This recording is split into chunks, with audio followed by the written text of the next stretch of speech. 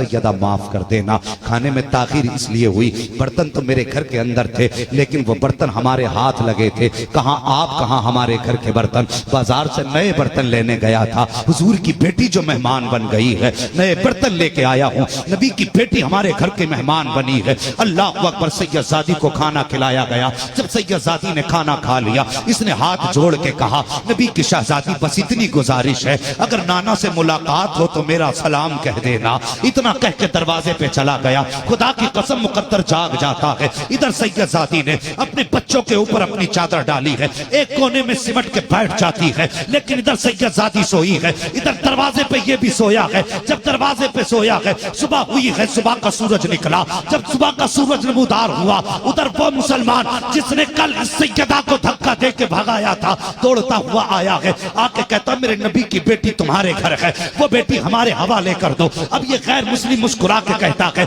अब किस लिए आए हो? का नबी की बेटी लेने आया हूँ। का किस लिए? का मेरी नबी की बेटी है इसलिए लेने आया हूँ। उसने कहा, कल तक ये तेरे नबी की बेटी थी, आज ये मेरे नबी की भी बेटी हो गई है। सिर्फ तेरा हक नहीं है, ये मेरा भी हक है। का कहना क्या चाहता है? का बता तो सही, तू अब क्यों आया है? का ख्वाब में मुस्तफा आए थे। उसने कहा, फर्क यही है, तूने देख के माना है, मैंने बिन देखे मदीने वाले को मारा। नारे तकबीर, नारे रिसालत, अज़मते औलादे रसूल, जिक्र अहले बैते मुस्तफा, शहदाए रसूल कॉन्फ्रेंस, उनसे हज़रत सैयद शहाबुद्दीन। और फिर सैयदों से प्यार की बरकत है। खुदा की कसम, इनका प्यार ईमान का हिस्सा है, इनका प्यार ईमान का हिस्सा है। हुजूर ने फरमाया, क़यामत के दिन सारे रिश्ते नाते टूट जाएंगे, लेकिन मेरा और मेरी औलाद का रिश्ता बाकी रहेगा। मेरा और मेरी औलाद का रिश्ता बाकी रहेगा। एक जगह मेरे हुजूर ने फरमाया, जो मेरी औलाद से मोहब्बत करे या उसकी खिदमत करे या उसकी इज्जत करे, हुजूर फरमाते, मैं हाथ पकड़ के उसे जन्नत में दाखिल फरमाऊंगा। ये कितनी बरकतें इनकी निस्बत की। अल्लाह अकबर। बुखारा से जब कुछ लोगों ने हिजरत की और समरकंद पहुंचे, सुनना मेरी बात, मैं तुम्हें सैयदों की शान बताने लगा हूँ। बुखारा से लोगों ने हिजरत की और समरकंद पहुंचे, तो उसमें कुछ घर सैयदों के भी थे, कुछ घर सैयदों के भी थे। जब ये समरकंद पहुंचे तो लोगों ने अपने अपने बिजनेस किए, लेकिन एक सैयदजादी ऐसी थी कि उसके साथ में बेटियां थी, शोहर का इंतकाल हो चुका था। कितने दिन सब्र करती, कई दिन का फाका हुआ। किसी ने कहा, वो मुसलमान है, बड़ी दौलत वाला है, उसकी चौखट पे चली जा, हो सकता है तेरा इंतजाम कर दे। मेरी बात बहुत गौर से सुनना, अंदाज़े बयां मेरा बहुत शौक नहीं है, शायद कि उतर जाए तेरे दिल में मेरी बात। कहा कि जा, हुजूर का कलमा पढ़ने वाला है, पैसे वाला है, शायद तेरे काम आ जाए। सैयदजादी थी, बच्चों का हाथ पकड़ा और उसके दरवाजे पे गई, क्योंकि जब वो बुखारा आई थी, समरकंद आई थी बुखारा से, तो इसके पास छत भी नहीं थी, शाम हो गई, कहीं सर छुपाने जगह नहीं थी। एक मुसलमान का दरवाजा जाके खटखटा दिया। जैसी खटखटाया ना दरवाजा, अंदर से निकला, क्या बात है?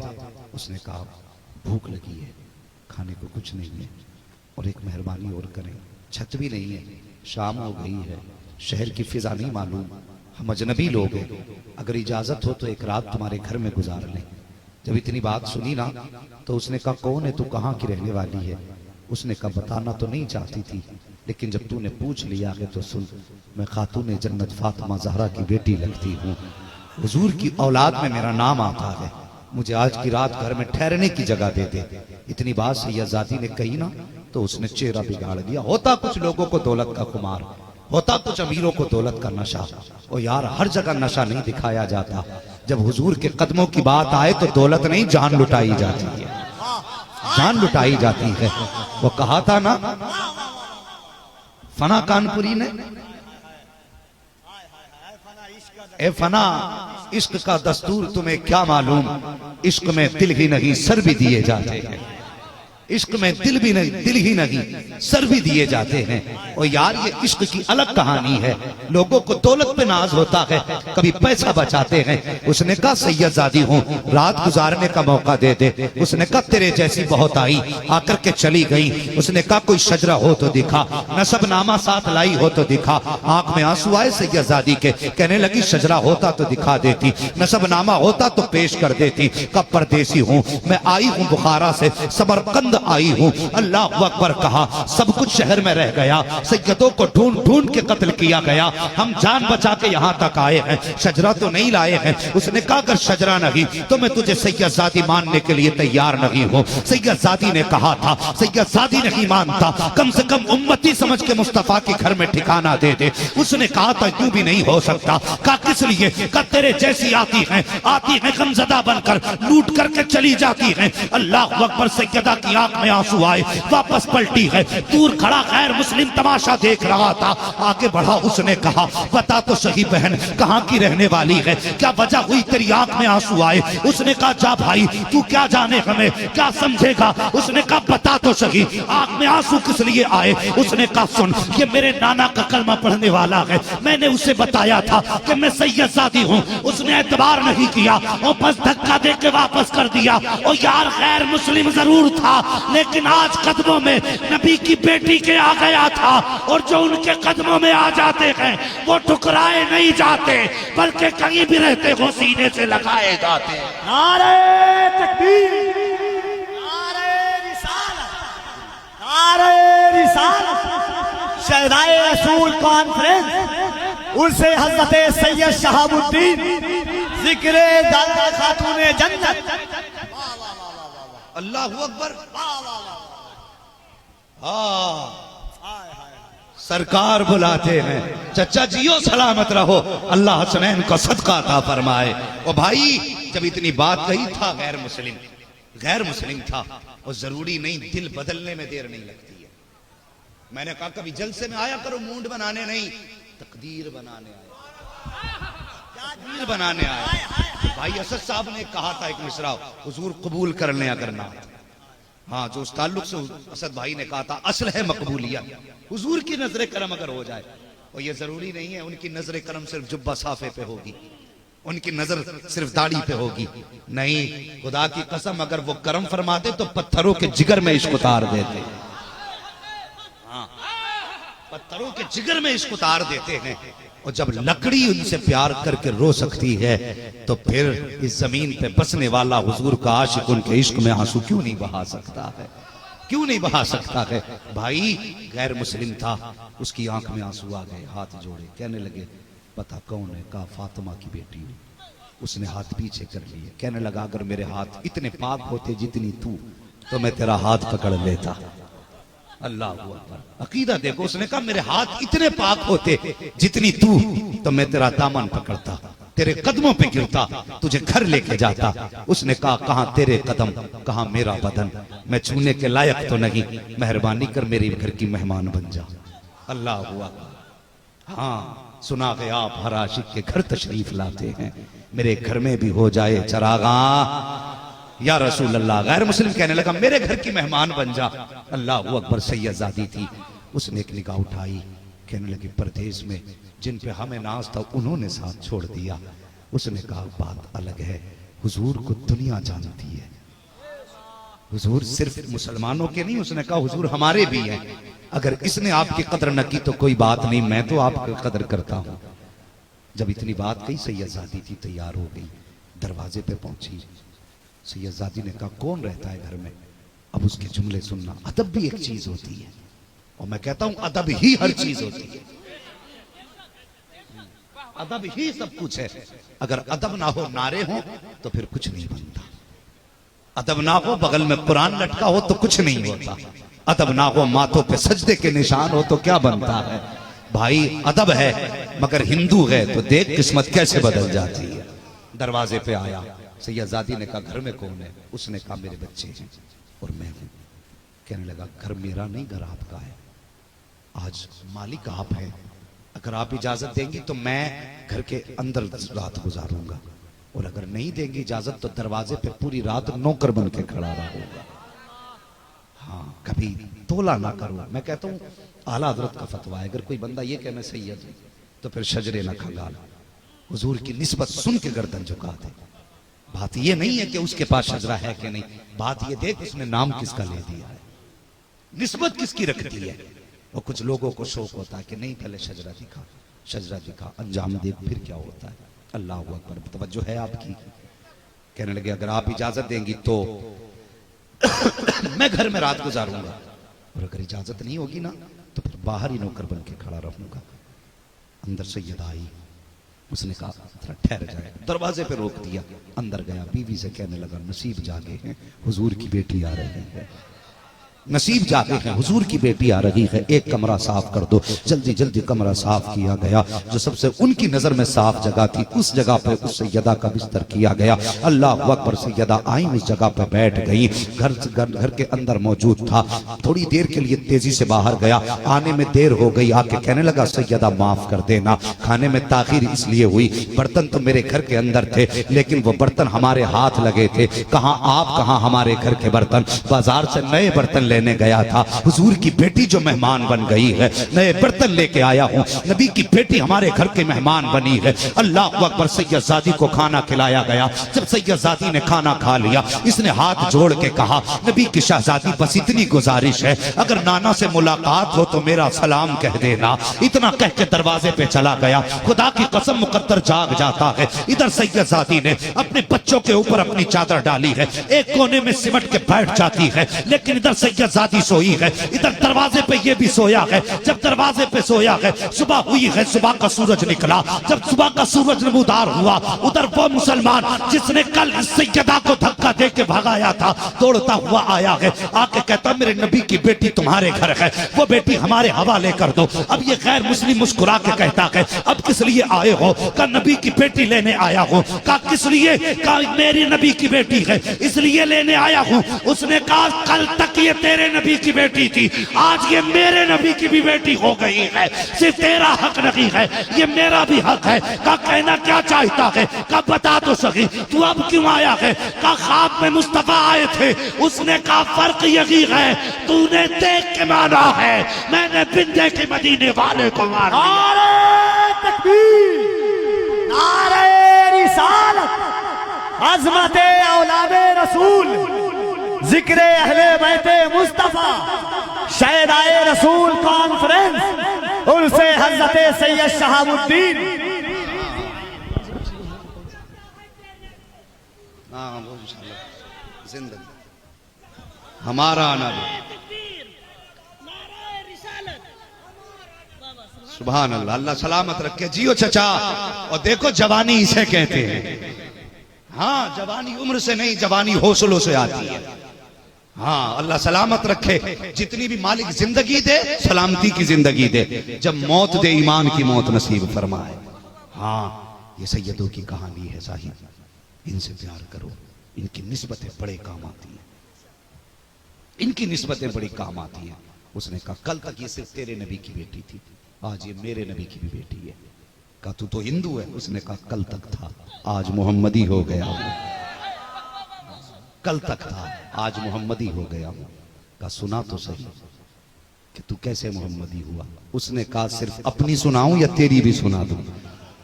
हाँ सिर्फ अपनी सुनाऊं या तेरी भी सुना दूं? का मेरी क्या? उसने कहा तूने ख्वाब देखा था ना, मैदान कयामत है, लोग जन्नती जन्नत की तरफ जा रहे हैं, तू भी उसी लाइन में चला। और जब तू दरवाजे पे पहुंचा तुझे रिजवाने जन्नत ने रोक लिया था, गर्दन झुका के खड़ा। कहा सच कहा? कहा उसने तुझसे कहा था किधर जा रहा है? तूने कहा जन्नत में। उसने कहा ये जन्नत हुजूर के आशिकों के लिए है, हुजूर के उम्मतियों के लिए है। तो तूने कहा था मैं भी तो हुजूर का उम्मती हूं। तो फरिश्ते ने तुझसे कहा था सर्टिफिकेट दिखा, सनद है? तो तूने ये कहा था यहां किसी के पास सनद नहीं, मुझसे ही क्यों मांगी जा रही है?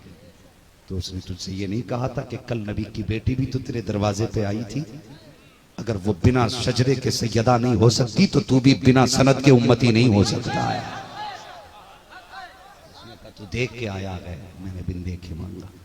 उसने कहा मैंने हुजूर की बेटी को घर में जगा दी, मेरी आंख लगी, ख्वाब में हुजूर आए थे और मेरे सर पे हाथ रख के कहने लगे, तूने मेरी बेटी को छत के नीचे जगह दी है, मैं मोहम्मद तुझे जन्नत की छत के नीचे जगह दे रहा।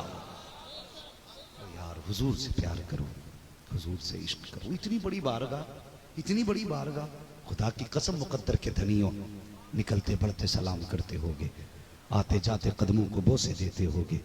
हाँ ये किस्मत की बात है, वरना जैसा तुम्हारा इलाका है यहाँ बंदा भूल के भी आना पसंद नहीं करेगा, मगर आज आने पे लोग फख्र कर रहे हैं क्योंकि तुम एक सैयद की बस्ती में रहते हो, उसके करीब में रहते हो। और नेकों की तो कुर्बत भी बड़ी होती है। लोग फरमाया गया ना, जब भी घर बनाओ मस्जिद के बगल में घर बनाओ। क्यों मस्जिद के बगल में घर बनाने को क्यों ज्यादा तरजीह दी गई? फरमाया गया जब अल्लाह के घर पे उसके कर्म की बरसात होगी ना, तो एक आदक छींटा तुम्हारे आंगन में भी चला जाएगा। तो जब बारिश होती है ना अल्लाह वालों के मजार पे, तो जितने बैठे होते हैं वो भी भीगा करते हैं। वो यार जब इनके ऊपर बारिश होती होगी तो अतराफ में भी कोई ना कोई खतरा तो गिर ही जाता होगा।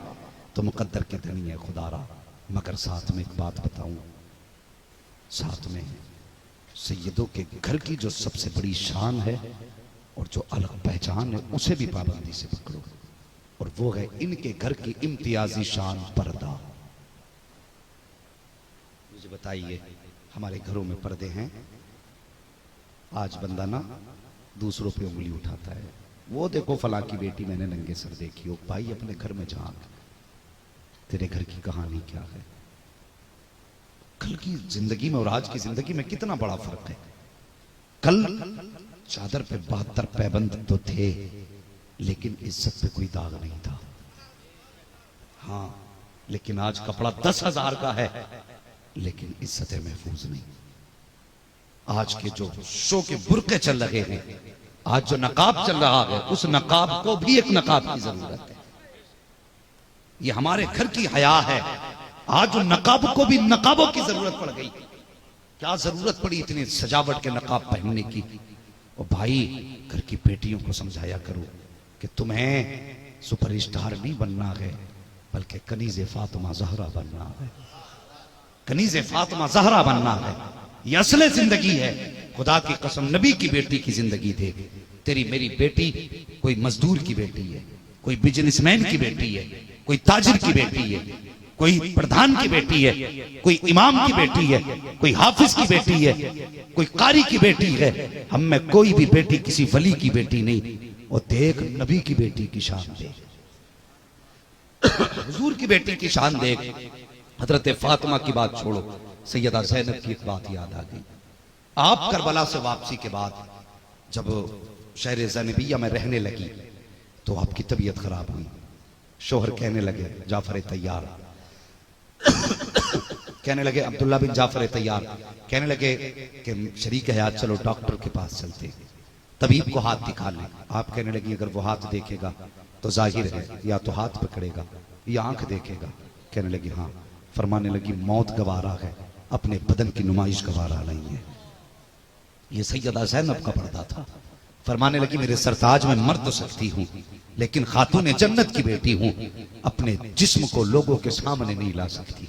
वो बता गए, कहते हैं या रसूल अल्लाह कैसे बताऊं? बताते हुए कलेजा मुंह को आ रहा है। हुजूर फरमाते हैं दाहिया बताना कौन सी खता की है। अब दाहिया कल भी कहते हैं या रसूल अल्लाह मैं अपने कबीले का सरदार था, मैंने अपने हाथ से कबीले की 70 बेटियों को जाके जंगल में जिंदा दफन किया था। या रसूल अल्लाह मैंने 70 बच्चियों को दफन किया, लेकिन आज तक किसी के दफन का एहसास ना हुआ। एक दिन या रसूल अल्लाह मैंने अपनी बेटी को दफन किया। अल्लाह अकबर। कहते हैं या रसूल अल्लाह जिस दिन से दफन करके आया हूँ आज तक चैन से सोया नहीं हूँ। या रसूल अल्लाह जब लेटा करता हूँ आंख लगती है तो ख्वाब में बेटी आ जाया करती है। हुजूर फरमाते बता तो सही तूने बेटी के साथ क्या किया था? ताहिया कल भी कहते हैं या रसूल अल्लाह मैं परदेश तिजारत के लिए जाने लगा, मेरी बीवी उम्मीद से थी, मैंने कहा शरीक हयात अगर बेटा पैदा हो तो नाजो नियम से पालना, अगर बेटी पैदा हो तो गला दबा के कत्ल कर देना, मुझे बेटी की जरूरत नहीं है। कहते या रसूल अल्लाह मैं ये कह के परदेश चला गया, लेकिन इत्तेफाक से मेरे मेरे घर के अंदर बीवी की गोद में बेटे की बजाय बेटी आ गई। उसने कत्ल करना चाहा, लेकिन माँ थी, माँ के हाथ थम गए। उसने कहा अगर आज इसे कत्ल कर दिया तो तारीख में एक माँ को किस जुमले से याद किया जाएगा। का उसने कत्ल ना किया, उसने मेरी बच्ची को पाला। का जब मेरे घर आने का वक्त होता तो पड़ोस में पहुंचा देती, जब चला जाता तो घर में लेके आ जाती थी। कहता एक दिन या रसूल अल्लाह अचानक मैं घर में आया, मैंने दरवाजे पे दस्तक दी, अंदर से बच्ची की आवाज आई, कौन? मैंने कहा मैं इस घर का मालिक हूँ। उसने कहा अगर तू इस घर का मालिक है तो मैं घर के मालिक की बेटी हूँ। का इतना सुना मेरा खून खौल गया कि मेरे घर में बच्ची कैसे है। जैसी बच्ची ने दरवाजा खोला मैं तो गजब से बच्ची को देख रहा था, लेकिन या रसूल अल्लाह क्या बताऊं, जैसी दरवाजा खोला है मेरी बेटी ने मेरे कदमों को आगोश में ले लिया है। लिपट के कहती है बाबा कितने साल लगा दिए हैं परदेश से आने में, कितने दिन हो गए तेरा इंतजार करते करते। जब दुनिया के बच्चे अपने बाप की गोद में खेला करते थे तो मैं सोचा करती थी कल जब मेरा बाप आएगा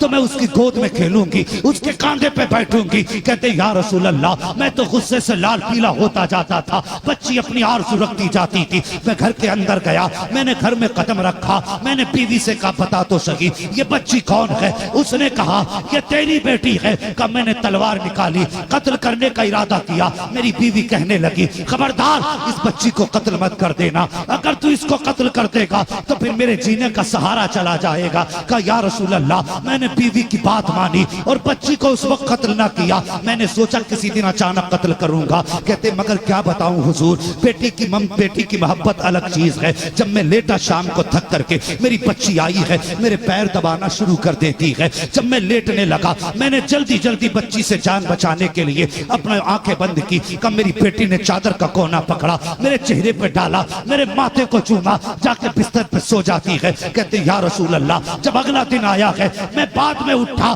क्या देखता हूँ बेटी मेरे माथे को आके पहले से चूमने लग जाती है। या रसूल अल्लाह जब बच्ची का ये प्यार देखा उसकी जगह मेरे दिल में बननी शुरू हो गई। जब दिल में जगह बनती रही एक दिन ऐसा आया कि बच्ची मुझसे प्यार करने लगी, मैं बच्ची से प्यार करने लगा। एक दिन मैं बाजार गया, किसी ने आवाज दे के कहा तहिया कितना बड़ा बेगैरत है, हमारी बेटियों को कत्ल करके अपनी बेटी को पाल रहा है। बस का इतना सुनना था, मेरा इरादा बदल गया। मैंने सोचा तहिया अब अपनी बेटी को जिंदा नहीं रखना है। कहते या रसूल अल्लाह मैं घर के अंदर आया, रात का वक्त था, मैंने देखा मेरी बेटी माँ की गोद में उसके सर पे हाथ रख के उसके आंचल के नीचे लेटी हुई थी। मैंने चुपके से माँ का दुपट्टा हटाया, बेटी का हाथ पकड़ के जब माँ की गोद से जुदा किया, हुजूर बेटी की आंख खुल गई। वो मुझसे कुछ कहना चाहती थी लेकिन मैंने उसके मुंह पे हाथ रख दिया, घर के बाहर तक उसे लाया। उस वक्त तक मैंने मुंह पे हाथ रखा, मगर या रसूल अल्लाह जब घर के बाहर आया मैंने हाथ हटाया। बच्ची कहने लगी बाबा कहाँ जा रहे हो। मैंने कहा बेटी दोस्त के यहाँ जाना है, दावत के लिए जाना है। का बच्ची साथ चलने लगी। का चलते चलते जब पथरीली वादी आई, आका मेरे पैर में पत्थर चुभे, छाले बने, खून बहने लगा। बेटी की निगाह खून पे पड़ जाती है, रो के कहती अब्बा वापस लौट चलो, जिस दावत के लिए तुम्हारा खून बहाना पड़े मुझे ऐसी दावत की जरूरत नहीं है। अब्बा जी मुझे वाकई रखना गवारा है, लेकिन तेरा बहता हुआ खून देखना बेटी से गवारा नहीं हो सकता। बेटी का ख्याल कर, बेटी का ख्याल कर। मैंने एक जवान देखा उस जलसे में उसने बहन के नाम पे 1000 रुपए मस्जिद को दिए। दुनिया माँ के नाम पे देती है, बाप के नाम पे देती है, लेकिन जिंदा बहनों के नाम से मैंने किसी को देते नहीं देखा। तो खुदारा इन बेटियों से प्यार किया करो, इनसे प्यार किया करो। और कभी थक के आते हो ना, छोटी बच्ची हो तो सीने पे लेटा, उसके कदमों की जब ठोकर पड़ेगी ना तेरे सीने पे, अल्लाह तेरे बदन की सारी थकन मिनटों में उतार देगा। बड़ी तकलीफ हुई पाकिस्तान में, एक बाप ने ना 7 दिन की बेटी को गोलियां मार के कत्ल कर डाला। वो भगवादारी नहीं था, वो हुजूर का कलमा पढ़ने वाला बाप है। पूछा गया क्यों मारा, उसने कहा मुझे पहली बेटी नहीं बेटा चाहिए था। मैंने इसलिए, यार नन्ही सी जान थी, क्या बिगाड़ा था तेरा उसने, तुझे प्यार नहीं था तो कोई बात न थी, कम से कम जीने का हक तो न लेता। तुझे क्या लगता तूने मार के जान बचा ली, और तूने गोली मारी, बज़ाहिर वो तड़पी होगी, लेकिन रूह निकलने से पहले रब की रहमत ने अपनी आगोश में ले लिया होगा, अपनी आगोश में ले लिया होगा। वो तो रब की कुर्बतों में होगी, हजरत इब्राहिम खलीलुल्लाह के दाएं बाएं होगी। जानते हो जो बच्चे नाबालिगी की उम्र में चले जाते हैं, वो सारे के सारे जो हजरत इब्राहिम खलीलुल्लाह जिस मकाम पे हैं वो सब बच्चे आपके पास रहते हैं। हर बच्चे को हजरत इब्राहिम खलीलुल्लाह के चेहरे में अपने बाप का चेहरा नजर आता है। अल्लाह ने बच्चों को वहां भी महरूम नहीं रखा, वहां भी महरूम नहीं रखा। वो तूने गोली मार दी, तू सोच रहा होगा मैं गोली मार के बच गया, नहीं, कयामत का दिन होगा यही बच्ची होगी गिरबान पकड़ेगी, कहेगी भी अय्यदम मिन कुतिलत, अब्बा बता मेरा कसूर क्या था, मुझे कत्ल क्यों किया था। है कोई इंतजार उसका, कोई इंतजाम है? फर्क है, पहला पैदा होने के बाद मारते थे, आज पैदा होने से पहले ही लोग मार देते। बेटियां नहीं चाहिए तो यार बेटियां रब से मांगा करो। अक्सर कहता हूं बेटे दुआओं से मिला करते हैं लेकिन बेटियां नसीबों से मिला करती हैं। बेटियां नसीबों से मिला करती हैं। पूछो हजरत से जिंदगी गुजर गई, एक दिन बता दें आधी रात को गए हो और बेटी घर में हो, इन्हें दरवाजे पे दोबारा आवाज देने की जरूरत पड़ी हो। खुदा की कसम जो बीवी हमारे साथ रहती है, हमारी कमाई में मालिक बनती है, वो बेटा जो हमारे सर पे जूते मार के शौक पूरे करता है वो भी चादर तान के सो जाता है। लेकिन बेटी है जब बाप परदेश से आता हो तो बेटी सोया नहीं करती, सिर्फ इस ख्याल से अगर अब्बा ने आके आवाज दी तो उठ के दरवाजा कौन खोलेगा। ये ख्याल बेटी को सोने नहीं देता। खुदा के वास्ते बेटियों से प्यार करो। मेरे हुजूर फरमाते हैं फिर क्या किया? कहते हुजूर मैंने बेटी की ना सुनी, उस जगह पे पहुंचा जहां पे रेतीली जगह थी, मैंने मिट्टी हटाई, मेरे माथे पे पसीना था। कहते बेटी ने देखा, दौड़ के आई, दुपट्टे से पसीना साफ किया, कहने लगी अब्बा आराम कर ले, कुछ देर तेरा काम मैं कर देते हैं। कहते मैं तो बैठ गया जाके, बच्ची ने अपने हाथ से मिट्टी हटाई, मिट्टी हटाती जाती बच्ची और मुझे देख के मुस्कुराती जाती। मैंने देखा बच्ची को देर हो रही थी, मैंने कहा बेटी ला तू थक गई होगी, अब मैं मिट्टी हटाऊं। कहा हुजूर मेरी बच्ची ने मुझसे कहा बाप बेटियां कभी थका नहीं करती हैं, जब बाप का चेहरा देख लेती सारी थकन उतर जाया करती है। अल्लाह अकबर ये कह के हजरत दाहिया कल भी चीख मार के रोने लगे। हुजूर फरमाते हैं दाहिया फिर क्या हुआ? कहते हुजूर कैसे बताऊं, बताते हुए मेरी जबान कांप रही है, या रसूल अल्लाह हिम्मत नहीं हो रही है। हुजूर फरमाते हैं दाहिया फिर क्या हुआ? कहते हुजूर मैं आया, मैंने बच्ची को किनारे खड़ा किया, मैंने कहा बेटी जरा उतर के तो देख कितनी गहराई हो गई है। कहा या रसूल अल्लाह, मैंने जब बच्ची को उतारा बच्ची मुस्कुराते हुए उस गड्ढे के अंदर उतर गई। जब बच्ची उतरी है मैंने आहिस्ता से मिट्टी डालना शुरू की है। या रसूल अल्लाह जब मिट्टी पड़ रही थी तो बच्ची ये समझी शायद बाप मुझसे खेल रहा है, मेरी बच्ची को पता नहीं था ये आज मेरी बच्ची की आखिरी आराम गाह बनने वाली है। या रसूल अल्लाह जब मिट्टी पढ़ते पढ़ते मेरी बेटी के सीने तक आई है, हुजूर मेरी बेटी ने मेरे चेहरे की तरफ देखा और कहा था अब्बा बस कर, अब सांस लेने में दिक्कत हो रही है, बाबा हाथ बढ़ा मुझे बाहर निकाल ले। कहा या रसूल अल्लाह जब बच्ची ने इतना कहा मैंने बच्ची की तरफ से चेहरा मोड़ लिया। ये कह के दाहिया रोने लग जाते हैं। हजरत उमर फारूक आजम आगे बढ़ते हैं, कहते दाहिया बस कर, देखता नहीं है, नबुव्वत की आंखें बरस रही है, देख हुजूर का चेहरा आंसुओं से तर हो चुका है, अब बस भी कर, ठहर जा, अब ना बता हुजूर रो रहे हैं। आका फरमाते हैं दाहिया ठहरना, फिर से उसको बेटी की कहानी सुना, बता फिर तूने उसका क्या किया। अल्लाह अकबर। हजरत दाहिया कहते हैं या रसूल अल्लाह मैं मिट्टी डालता रहा, मिट्टी पड़ते पड़ते जब बच्ची के सीने तक आ गई, जब बच्ची के गले तक मिट्टी आई है, मेरी बच्ची ने मेरी तरफ देखा और देख के कहा था ए बाप पुता मेरे बाप, तू मेरा बाप है, मैं तेरी बेटी हूँ, अगर तू मुझे कत्ल करेगा तो मैं तुझे रोकूंगी नहीं, लेकिन एक बात बता दे अब्बा मेरा कसूर क्या है, मेरी खता क्या है। ए मेरे बाप अगर तुझे लगता है कि मैं तुझसे कपड़े मांगूंगी तो पूरी जिंदगी एक जोड़े में गुजार लूंगी, तुझसे कपड़े का सवाल नहीं करूंगी। अगर तुझे लगता है मैं तुझसे रोटी का सवाल करूंगी, मेरे बाप मैं कभी तेरे दरवाजे पे फाके रह तो सकती हूँ, तुझसे कभी रोटी नहीं मांगूंगी। और यार इतनी बात हजरत दाहिया कल्बी ने कही है, हुजूर हिचकी भर के रोना शुरू कर देते हैं। हजरत उमर को फिर जलाल आया, फरमाते दाहिया बस कर, अब हुजूर को देख के दीवारें भी रोने लग गई है, अब रोकते जबान अपनी। हुजूर फरमाते उमर ठहर जा, उस बेटी की कहानी तो सुन लेने दे जिस पर इतना जुल्म किया गया है। अल्लाह अकबर। हुजूर फरमाते हैं दाहिया बता तो सही फिर उस बेटी के साथ तूने क्या किया। कहते या रसूल अल्लाह मेरी बच्ची ने मेरे चेहरे की तरफ देखा और देखने के बाद कहा था अब्बा जी मुझे एक बात बता दे, कत्ल करना है कर जा, तेरी मर्जी है, मगर इतना बता क्या तुझे मेरी सूरत अच्छी नहीं लगी या मेरी आदत अच्छी नहीं लगी। अगर तुझे मेरी सूरत अच्छी नहीं लगी लगी तो सारी जिंदगी दूसरे के मकान में गुजार लूंगी, कभी तेरे सामने नहीं आऊंगी, लेकिन मेरे बाप मुझे कत्ल न कर, मैं माँ की जान हूँ, माँ का जिगर हूँ, मुझे कत्ल न कर। कहते या रसूल अल्लाह, जब बच्ची ने इतनी बात कही मैंने फिर ना सुनी, तो उसके बाद बच्ची ने मेरे चेहरे की तरफ देखा, देख के कहने लगी अब्बा अगर जिंदगी तूने नहीं दी है तो तुझे जिंदगी लेने का भी अधिकार नहीं है। कहता इतना कहने के बाद बच्ची ने आसमान की तरफ निगाह उठाए, हुजूर हाथ तो तप चुके थे रेत में, सिर्फ चेहरा बाहर था। कि जब उसने चेहरा उठाया और होठों पे कुछ जुमले थे, मैंने सोचा सुनू ये क्या कह रही है। मैंने जब कान लगा के सुना तो मुझे डर था मेरे हक में बद्दुआ न कर दे, लेकिन बेटी थी या रसूल अल्लाह, मेरे हक में बद्दुआ मरते मरते नहीं की थी। जब मैंने कान लगाए तो वो कह रही थी ए मेरे परवरदिगार बता तो सही बेटियों को कब तक मारा जाता रहेगा, कब बेटियों को कोई बचाने वाला नहीं आएगा, या तो बेटियों को जिंदगी ना दे, अगर जिंदगी दी है तो कोई बचाने वाला भी भेज दे। मैंने सुना है कोई तेरा आखिरी पैगंबर आएगा, वो आके बेटियों को जीने का अधिकार देगा। ए मौला बता तो सही वो कब आएगा, मालिक जल्दी भेज दे, देर हो चली है। हुजूर फरमाते हैं ताकि कल भी जो बेटी जाते जाते मोहम्मद को याद करके गई है उसकी कहानी फिर से सुना दे।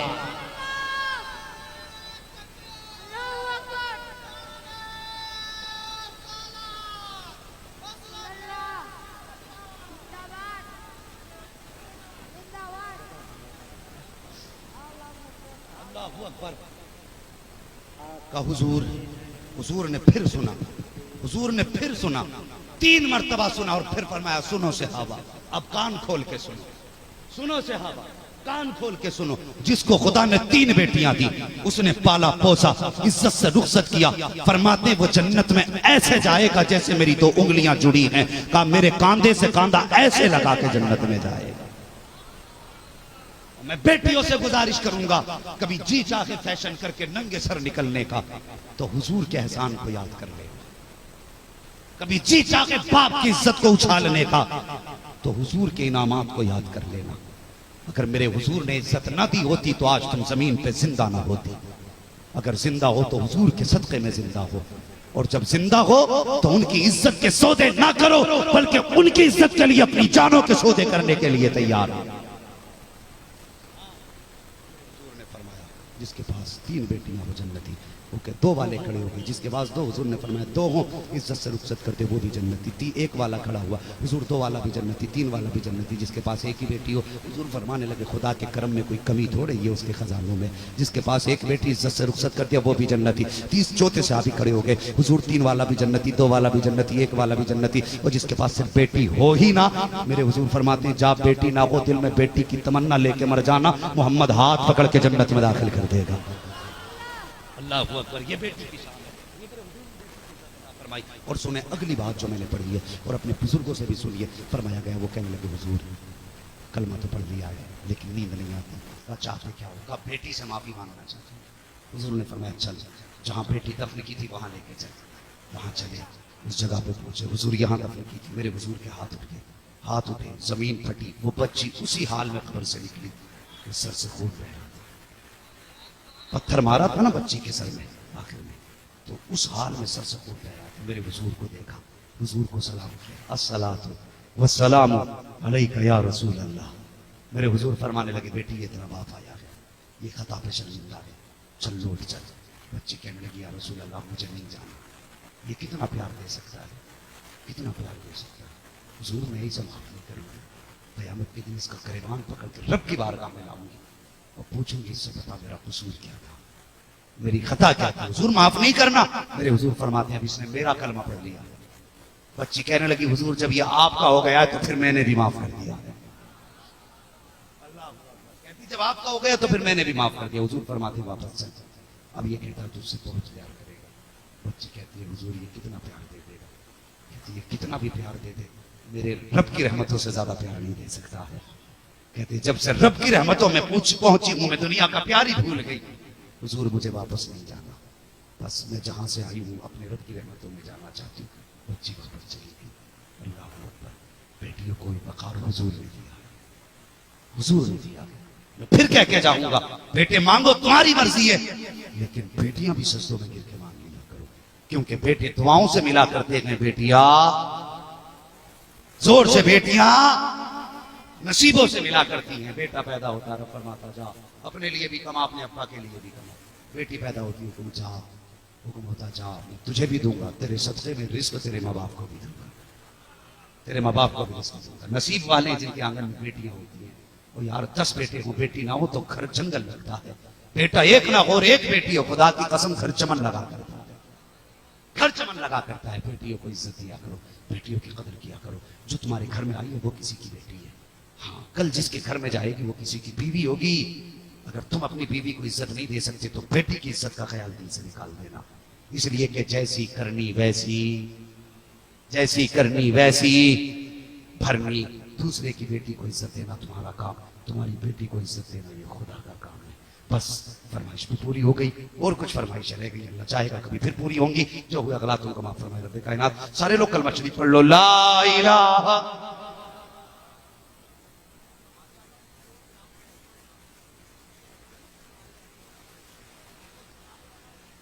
जोर से अली अली करके मस्जिदें भी आबाद करेंगे। बोलो इंशाअल्लाह। मस्जिदें आबाद करोगे, मैं कहता हूं सिर्फ 5 वक्त मस्जिद में आ जाओ। जरूरत ही नहीं है किसी तावीज की, जरूरत ही नहीं है। 5 वक्त मस्जिद में आ जाओ, रब को राजी कर लो। अगर वो राजी हो गया तो जमाना तुम्हारा हो जाएगा, जमाना तुम्हारा हो जाएगा। अब जरा जोर से कलमा पढ़ें, ला इलाहा इल्लल्लाहु मुहम्मदुर रसूलुल्लाह व मा अलैना इल्लल बलाग अस्तगफिरुल्लाह रब्बी मिन कुल्लि ज़ंबिन व अतूबु इलैहि। अस्सलामु अलैकुम व रहमतुल्लाहि व बरकातुहू। अस्सलामु अलैकुम व रहमतुल्लाहि व बरकातुहू। तुझे बताऊं, एक शख्स आया मेरे नबी की बारगाह में, सरकार का जी या रसूल अल्लाह। जो मेरे आका से कहते हैं या रसूल अल्लाह। मेरे आका ने फरमाया जी फरमाइए। उसने कहा हुजूर एक अर्ज करना था। कहा क्या? कि मसला पूछने के लिए आया हूं। आका करीम ने फरमाया पूछो क्या पूछना है। उसने अपना सवाल किया और जवाब मिल गया। वो कहता है सरकार अगर कल मुझे आना पड़ा, आप ना मिले तो फिर किससे अपना सवाल हल करूंगा। मेरे नबी ने फरमाया अगर मैं ना आ सकूं तो मेरे अबू बकर से अपनी जरूरत पूरी कर लेना, अपने मेरे अबू बकर से जरूरत पूरी कर लेना। वो ये सुन के बाहर निकला गए। बाहर हजरत अली खड़े थे। पहले भी हजरत अली ने भेजा गए। फिर हजरत अली कहते हैं बताओ आका ने क्या कहा है।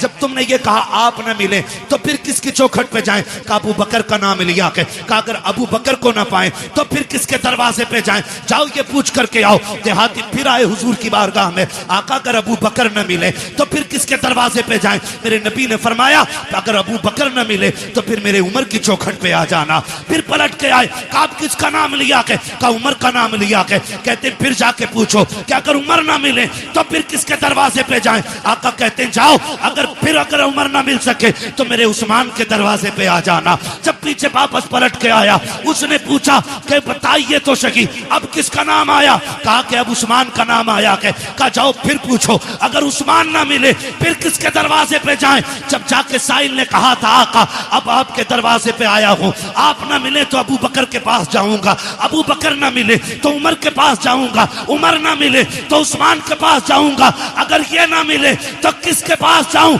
मेरे नबी ने मुस्कुरा के कहा अगर ये तीनों ना मिल सके तो फिर उसके दरवाजे जाना जो तुम्हें बार बार भेज रहा है। नारे तकबीर, नारे रिसालत। हजरत अल्लामा मुफ्ती हम्माद रज़ा साहब किबला जिक्र हुसैन कॉन्फ्रेंस मसलक आला हजरत इश्क मोहब्बत। सुभान अल्लाह। हम अहले सुन्नत हैं, हमारा अकीदा है अफजलुल बशर बादल अंबिया बित्तहकीक अमीरुल मोमिनीन अबी बकर सिद्दीक। सुभान अल्लाह। और ये ऐलान हर जुमे को मस्जिद से किया जाता है। बेशक बेशक।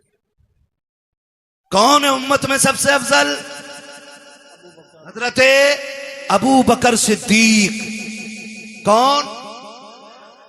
ये अकीदा, ये उलमाए अहले सुन्नत जमहूर उलमा का यही अकीदा है। उलमाए हक का अकीदा यही है अफजलुल बशर बादल अंबिया बित्तहकीक अमीरुल मोमिनीन अबी बकर सिद्दीक। पहला नंबर किसका है? जिनका अकीदा वही बोले और जिनका ना हो वो निकल लें।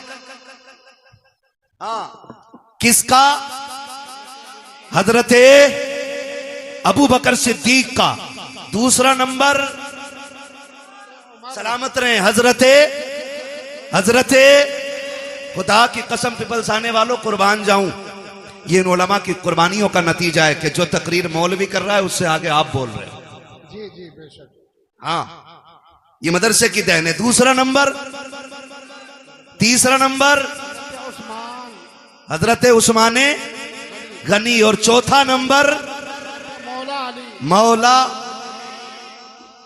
हजरत अली का नाम इतनी कमजोरी से पीछे वालों को लग रहा है ना, कई दिन से वोट ही नहीं मिली है ना, इतनी आवाज नहीं निकल रही। अली का नाम इतना ताकतवर है, अगर कमजोर ले ले तो पहलवान की कमर तोड़ देता है ना। तो साथ है ना मौला मौला अली, ये चारों यार हुजूर के और चारों बेमिसाल। अली भी बेमिसाल, गनी भी बेमिसाल, उमर भी बेमिसाल, अबू बकर भी बेमिसाल है। ठीक है ना जी, ये क्लियर हो गया। बस याद रखिए, अगली बात कहने लगा हूं, हमने अहले बैत का अदब हुजूर के सहाबा से सीखा है। मैंने बहुत बड़ी बात कही है, अहले बैत का अदब हमने हुजूर के सहाबा से सीखा। आप कहेंगे कैसे? हजरत अबू बकर सिद्दीक मस्जिद से निकले नमाज पढ़ा करके, अमीरुल मोमिनीन है, साथ में मौला अली भी हैं, इमाम हसन भी दौड़ के जा रहे हैं। हजरत अबू बकर सिद्दीक ने इमाम हसन को उठाया, कंधे पे बैठा लिया। किसी ने देख के कहा अमीरुल मोमिनीन हो, खलीफतुल मुस्लिमीन हो, और बच्चे को कंधे पे लेके घूम रहे हैं। फरमाया चुप हो जा, तू नहीं जानता मैंने बैठाया किसे है। मैंने इस शहजादे को हुजूर के कंधे पे बैठे देखा है। वो कंधे पे बैठाते फिरते रह गए। मैं अगर कई कई बातें बताऊं बड़ा वक्त लगेगा, बस इतना समझ लें, ये हजरत अबू बकर का प्यार है। हजरत उमर का प्यार देखें, बता दूं, हजरत उमर का प्यार देखें। हजरत उमर के शहजादे रास्ते से गुजर के जा रहे हैं, अली के दोनों शहजादे खड़े थे। कोई काम था, आवाज दे के कहा उमर के बेटे, हमारे नौकर के बेटे, जरा बात सुन के जा। जैसे इतनी बात कही है ना, तो हजरत उमर के बेटे तो आ गए, क्योंकि शहजादों ने बुलाया था। जी क्या बात है? बात कही और कहा ठीक है। वो चले गए, घर आके कहने लगे अब्बा जी। कहा क्या? कहा अली के बेटों ने हमें अपने नौकर का बेटा कह के आवाज दिया है। हजरत उमर कहते हैं लिखवा लाएगा? कहा जी क्यों नहीं लिखवा के लाऊंगा। कहा जल्दी कर लिखवा के ला। बेटा दौड़ करके आया। बेटे ने सोचा शायद अब्बा को लिख के जाके दिखाऊंगा, अमीरुल मोमिनीन ने इंसाफ के साथ फिर हिसाब लिया जाएगा। कहा लिख दोगे? शहजादे वहीं पे थे। कहा क्या? कहा जो अभी कहा था। क्या कहा था? कि हम तुम्हारे नौकर के बेटे। फरमाने लगे हम अली के बेटे, जो कहना जानते हैं वो करके दिखाना जानते हैं। क्या बात है, बहुत अच्छा। अल्लाह करे ये बात हजम हो जाए। लिख देंगे? कहा लिख देंगे। आपने लिख दिया, और जब लिख के दे दिया, दौड़ करके शहजादे आए हैं हजरत उमर फारूक आजम के पास। अब्बा जी देखो लिखवा के लाया हूं, जो उन्होंने कहा था लिख दिया था। अब तो यकीन आ गया मेरी जबान पे। कहा नहीं बेटे, बात यकीन की नहीं है। उस तहरीर को लिया, होठों से लगा के चूम लिया, आंखों पे रखा, मिंबर पे आके खड़े हो जाते हैं और कहते हैं लोगों, आज तक उमर को यह फिक्र रहती थी कब्र में जाएगा उमर तो क्या सबूत पेश करेगा। आज अल्लाह ने उमर की यह फिक्र दूर कर दी है। कहा लोगों, ये मेरे पास अली के शहजादों की तहरीर है, इसमें लिखा हुआ है उमर हमारा नौकर है, और नीचे हसन हुसैन के दस्तखत है। अगर उमर इंतकाल कर जाए, इस तहरीर को मेरे कफन में रख देना।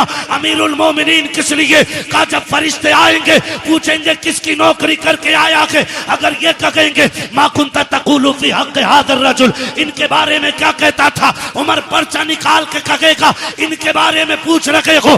उमर तो वो है जो इनके बेटों की नौकरी करके मदीने से चल के आ रहा। नारे तकबीर, नारे रिसालत, जिक्र हुसैन कॉन्फ्रेंस, सर जमीने पीपल साना, हजरत अल्लामा मुफ्ती हम्माद रजा साहब किबला। सुभान अल्लाह, माशाअल्लाह। खैरियत है? क्या बात, खुदा सलामत रखे। जरा कह दें या हुसैन, थके नहीं है ना, और जोर से बोले या हुसैन। उन्होंने कितना प्यार किया हुजूर के बच्चों से, वो कितनी मोहब्बत करते रहे हुजूर के बच्चों से, हुजूर की रिश्ते की कितनी इज्जत की है। जरा गौर करें, ये तो बकवास करने वाले लोग निकल आए। उन्होंने एहतराम किया है। हजरत उस्मान गनी तीसरा नंबर है। हजरत उस्मान गनी वो हैं जिन पे 40 दिन पानी बंद रहा है। कितने दिन? करबला में कितने दिन रहा? 3 दिन। और हजरत उस्मान गनी पे कितने दिन? जोर से बोलो, कितने दिन? 40 दिन। कोई आके हमला ना कर दे दरवाजे पे। जानते हो रखवाली कौन कर रहा था? अली के दोनों शेर कर रहे थे। मुझे तो हैरत होती है लोगों, हसन हुसैन को मौला अली ने खड़ा कर रखा था दरवाजे पे। सोचो तो सही, जिन्हें नबी कंधे पे बैठाते रहे, वो नबी के गनी की चौखट पे खड़े होकर के हिफाजत कर रहे हैं। चौखट पे खड़े होकर हिफाजत करते रहे। आप अंदाजा लगाइए, जब हजरत उस्मान गनी शहीद हुए और हजरत अली आए और बेटों को आपने गुस्से में थप्पड़ मारा, कहा तुम्हारे होते हुए अमीरुल मोमिनीन शहीद कैसे हो गए? तो आपने कहा बाबा जी अली के शेर खड़े थे, दरवाजे से तो कोई आ ही सकता ही नहीं था। फिर किधर से आया? कहा किसी और तरफ से आया होगा, वो छत कूद के आए। ठीक है ना। और उस्मान गनी वो हैं जिन्होंने 40वें दिन जब पानी भेजा गया, हजरत अली से पानी मांगा था, हजरत अली ने पानी भेजा, तो बलवाइयों ने ना वो जिस बर्तन में पानी जा रहा था वो बर्तन भी तोड़ दिया, पानी का पानी नहीं जाने दिया। हजरत उस्मान गनी ने फिर खिड़की पे खड़े होके कहा था अली अब कोई फिक्र न करे, अब मुझे पानी की जरूरत नहीं है, मेरे हिस्से का पानी जन्नत में तैयार है। कहा आप ऐसे क्यों कह रहे हैं? तो हजरत उस्मान गनी ने कहा मेरी आंख लगी, हुजूर तशरीफ लाए थे और कहा था मेरे यार उस्मान, मेरे जुन्नुरैन, मेरे दोस्त, फिक्र न कर, आज सहरी मदीने में कर, इफ्तार जन्नत में होनी है। सुभान अल्लाह, अल्लाहू अकबर। वो 10 जिनको जन्नत का मुज्दा मिला।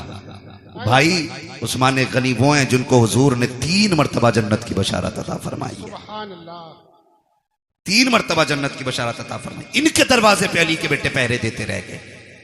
मुझे तो हैरत होती है, लोग बात करते और एक बात और कह दूं ज़िमनन, ये कह देना चाहता हूं खुदारा, हुजूर के किसी सहाबी के खिलाफ तुम्हें बोलने का कोई हक नहीं है,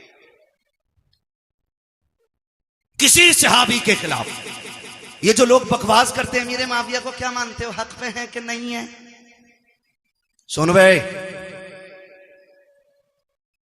हक और शर का फैसला तो ये खुदा करेगा। हमारा अकीदा यह है कि खुदा के फजल से हुजूर का हर सहाबी जन्नती है। बेशक, सुभान अल्लाह। बोलो हर सहाबी ये नबी जन्नती जन्नती, ये नारा लगना चाहिए, हर सहाबी ये नबी जन्नती जन्नती, हर सहाबी ये नबी जन्नती जन्नती जन्नती। और एक सीधी सी बात है, हजरत अली ने हजरत अमीर माविया से क्या किया? समझौता। इसलिए हमारा भी बोलो बोलो हमारा भी समझौता। हुसैन ने यजीद से क्या की? बोलो भाई, बोलो जोर से। इसलिए यजीदियों से हमारी भी जंग है, ठीक है ना। अब वो कितना प्यार करते हैं। हजरत उमर वो गए जिनकी वजह से दीन 22 लाख मुरब्बा मील तक फैला था। जो है ना, हजरत उमर कौन है? जिनके जरिए इस्लाम 22 लाख मुरब्बा मील पर फैला। और हजरत अमीर माविया वो गए जिनके जरिए इस्लाम 64 लाख मुरब्बा मील पर फैला है। इनकी कुर्बानियों को भी नजरअंदाज नहीं किया जा सकता। अमीर माविया वो गए जिनके लिए हुजूर झोली फैला के दुआएं करते रह गए। हुजूर ने जिनके लिए झोली फैला के दुआएं की है। और तुम जानते हो ऐसा नहीं है अमीर माविया को नबी के घराने से प्यार नहीं था या एहतराम नहीं था। आओ तुम्हें बताऊं, मुल्क शाम में हजरत अमीर माविया अपने तख्त पे बैठे गए। आके एक शख्स ने कहा अमीर माविया मैं हज करने के लिए मक्का जा रहा हूं। आपने कहा था अच्छा फिर तो वहां से मदीने भी जाओगे? कहा जी। कहा हुजूर के रोजे पे भी जाओगे? कहा जी जाऊंगा। कहा थोड़ा सा काम मेरा भी कर देना। कहा हुजूर आपका कौन सा काम है? कि जब हुजूर के रोजे पे हाजिरी हो पहला सलाम मेरा हुजूर के रोजे पे जाके कहना। उसके बाद जब थोड़ा सा पीछे हटोगे वहीं पे एक मकाम है जिसे रियाजुल जन्ना कहा जाता है। कहा जी है वो मकाम। कहा जब उस मकाम पे पहुंचोगे वहां एक नौजवान बैठा होगा, उसके सामने पहले 2 जानू बैठना, फिर जाके सलाम कहना, फिर उससे अर्ज करना कि मेरे लिए दुआए मगफिरत करें और उससे कह देना कि वो ये दुआ करे अल्लाह मेरा खात्मा ईमान पे फरमाए। उस शख्स ने कहा था बताइए अमीर माविया वो कौन खुशनसीब नौजवान है जिससे आप दुआ की दरखास्त कर रहे हैं। तब हजरत अमीर माविया की आंख में आंसू आए थे और कहा था खबरदार उस नौजवान के बारे में पूछना चाहता है, तुझे बताना चाहता हूं वो जो रियाजुल जन्ना में बैठा मिलेगा वो कोई और नहीं बल्कि फातिमा का लाडला अली का शहजादा हुसैन होगा। कहा कि उससे आपके लिए दुआ की दरखास्त करूं। वो तो जवान, आप बूढ़े हैं, आप बादशाह हैं, वो एक रियाया में से थे। तुम इमाम हजरत अमीर माविया ने कहा था जबान को ताला लगा, तू मनसब ना देख, तू ये देख हुसैन वो है जिसको नबी सीने पे बैठा के लोरियां देते रहे। सुभान अल्लाह, सुभान अल्लाह, बहुत खूब, माशाअल्लाह। या रसूल, जिंदाबाद जिंदाबाद जिंदाबाद, सुभान अल्लाह, बहुत अच्छा है। खैरियत है सारे लोग? अभी इस झगड़े में नहीं पड़ेंगे ना इंशाअल्लाह? इंशाअल्लाह, बोलो इंशाअल्लाह। इन झगड़ों में कतई पड़ने की जरूरत नहीं है। और जो बहुत ज्यादा माइंडेड होता है ना, जो अपने दिमाग से ज्यादा सवालों के जवाब खुद लिखने लगता है ना, वो फेल हो जाता है, वो फेल हो जाता है। बहुत उतना बोलो जितना पूछा जाए, उतना कहो जितना सीखा है उलमा से। दीन है, किसी के बाप की जागीर नहीं है जो हर चलता फिरता आदमी दीन के बारे में बात करेगा। तवज्जो है ना सारे लोगों की? हुजूर के सहाबा में प्यार, हमने सहाबा से हुजूर के अहले बैत का एहतराम सीखा है।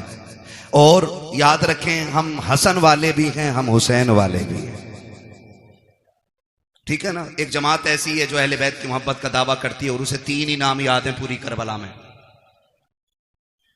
पूरी करबला में 3 नाम याद हैं बस, गाजी अब्बास, इमाम हुसैन और सैयदा ज़ैनब। बस 3 ही नाम लेती है एक टीम। हम अहले सुन्नत हैं, या हसन वाले भी हम हैं और या हुसैन वाले भी हम हैं। खुदा आपको सलामत रखे कमेटी वालों। मैं नहीं जानता कि जिंदगी किसकी कितनी वफा करेगी, कौन आइंदा साल रहेगा या नहीं रहेगा, लेकिन इस बात पर मुबारकबाद देता हूं उन शख्सियतों के जिक्र की महफिल सजाई है जिनकी बातें जमीन पे की जाएं तो अल्लाह के फरिश्ते बातें करने वालों के तज़किरे अर्शों पे फरमाया करते हैं। खुदा आपको सलामत रखे। और ये मोहब्बतें, और ये बात फाइनल बिल्कुल 100% क्लियर है, अल्लाह उसी को जन्नत देगा जो नबी के शहजादों से प्यार करेगा। ये क्लियर है, फुल एंड फाइनल, ये क्लियर है। जन्नत उसी को मिलनी है जिसके सीने में मुस्तफा की औलाद का प्यार होगा, ठीक है जी? हसन वाले भी हैं हम, और हसन भी हमारे और हुसैन भी हमारे। और क्या बात है, माशाल्लाह, कितने हाजिर जहन है, मैंने नाम पलट के देख लिए।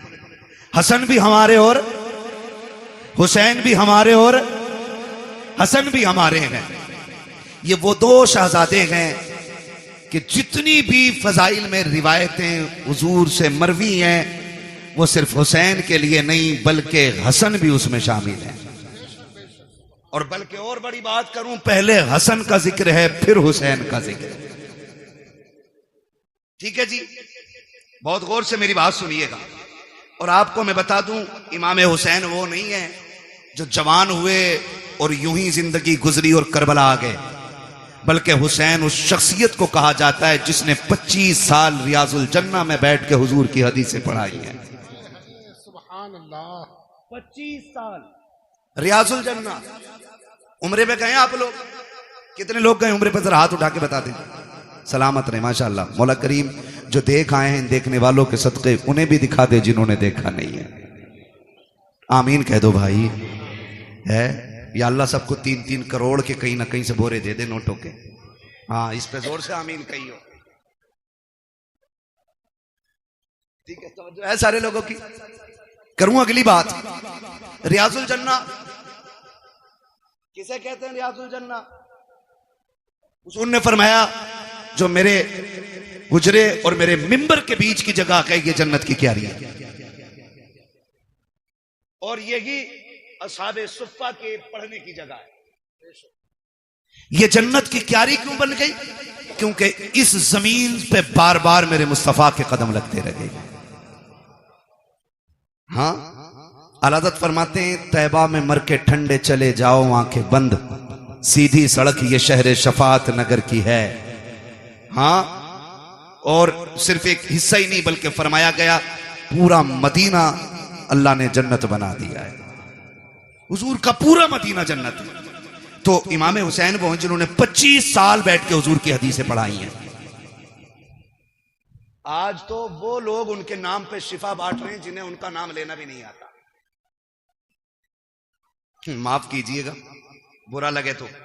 एक जगह गए हम, वो ले गया, बोले चलिए जरा बाबा है उनसे जरा तावीज कराना।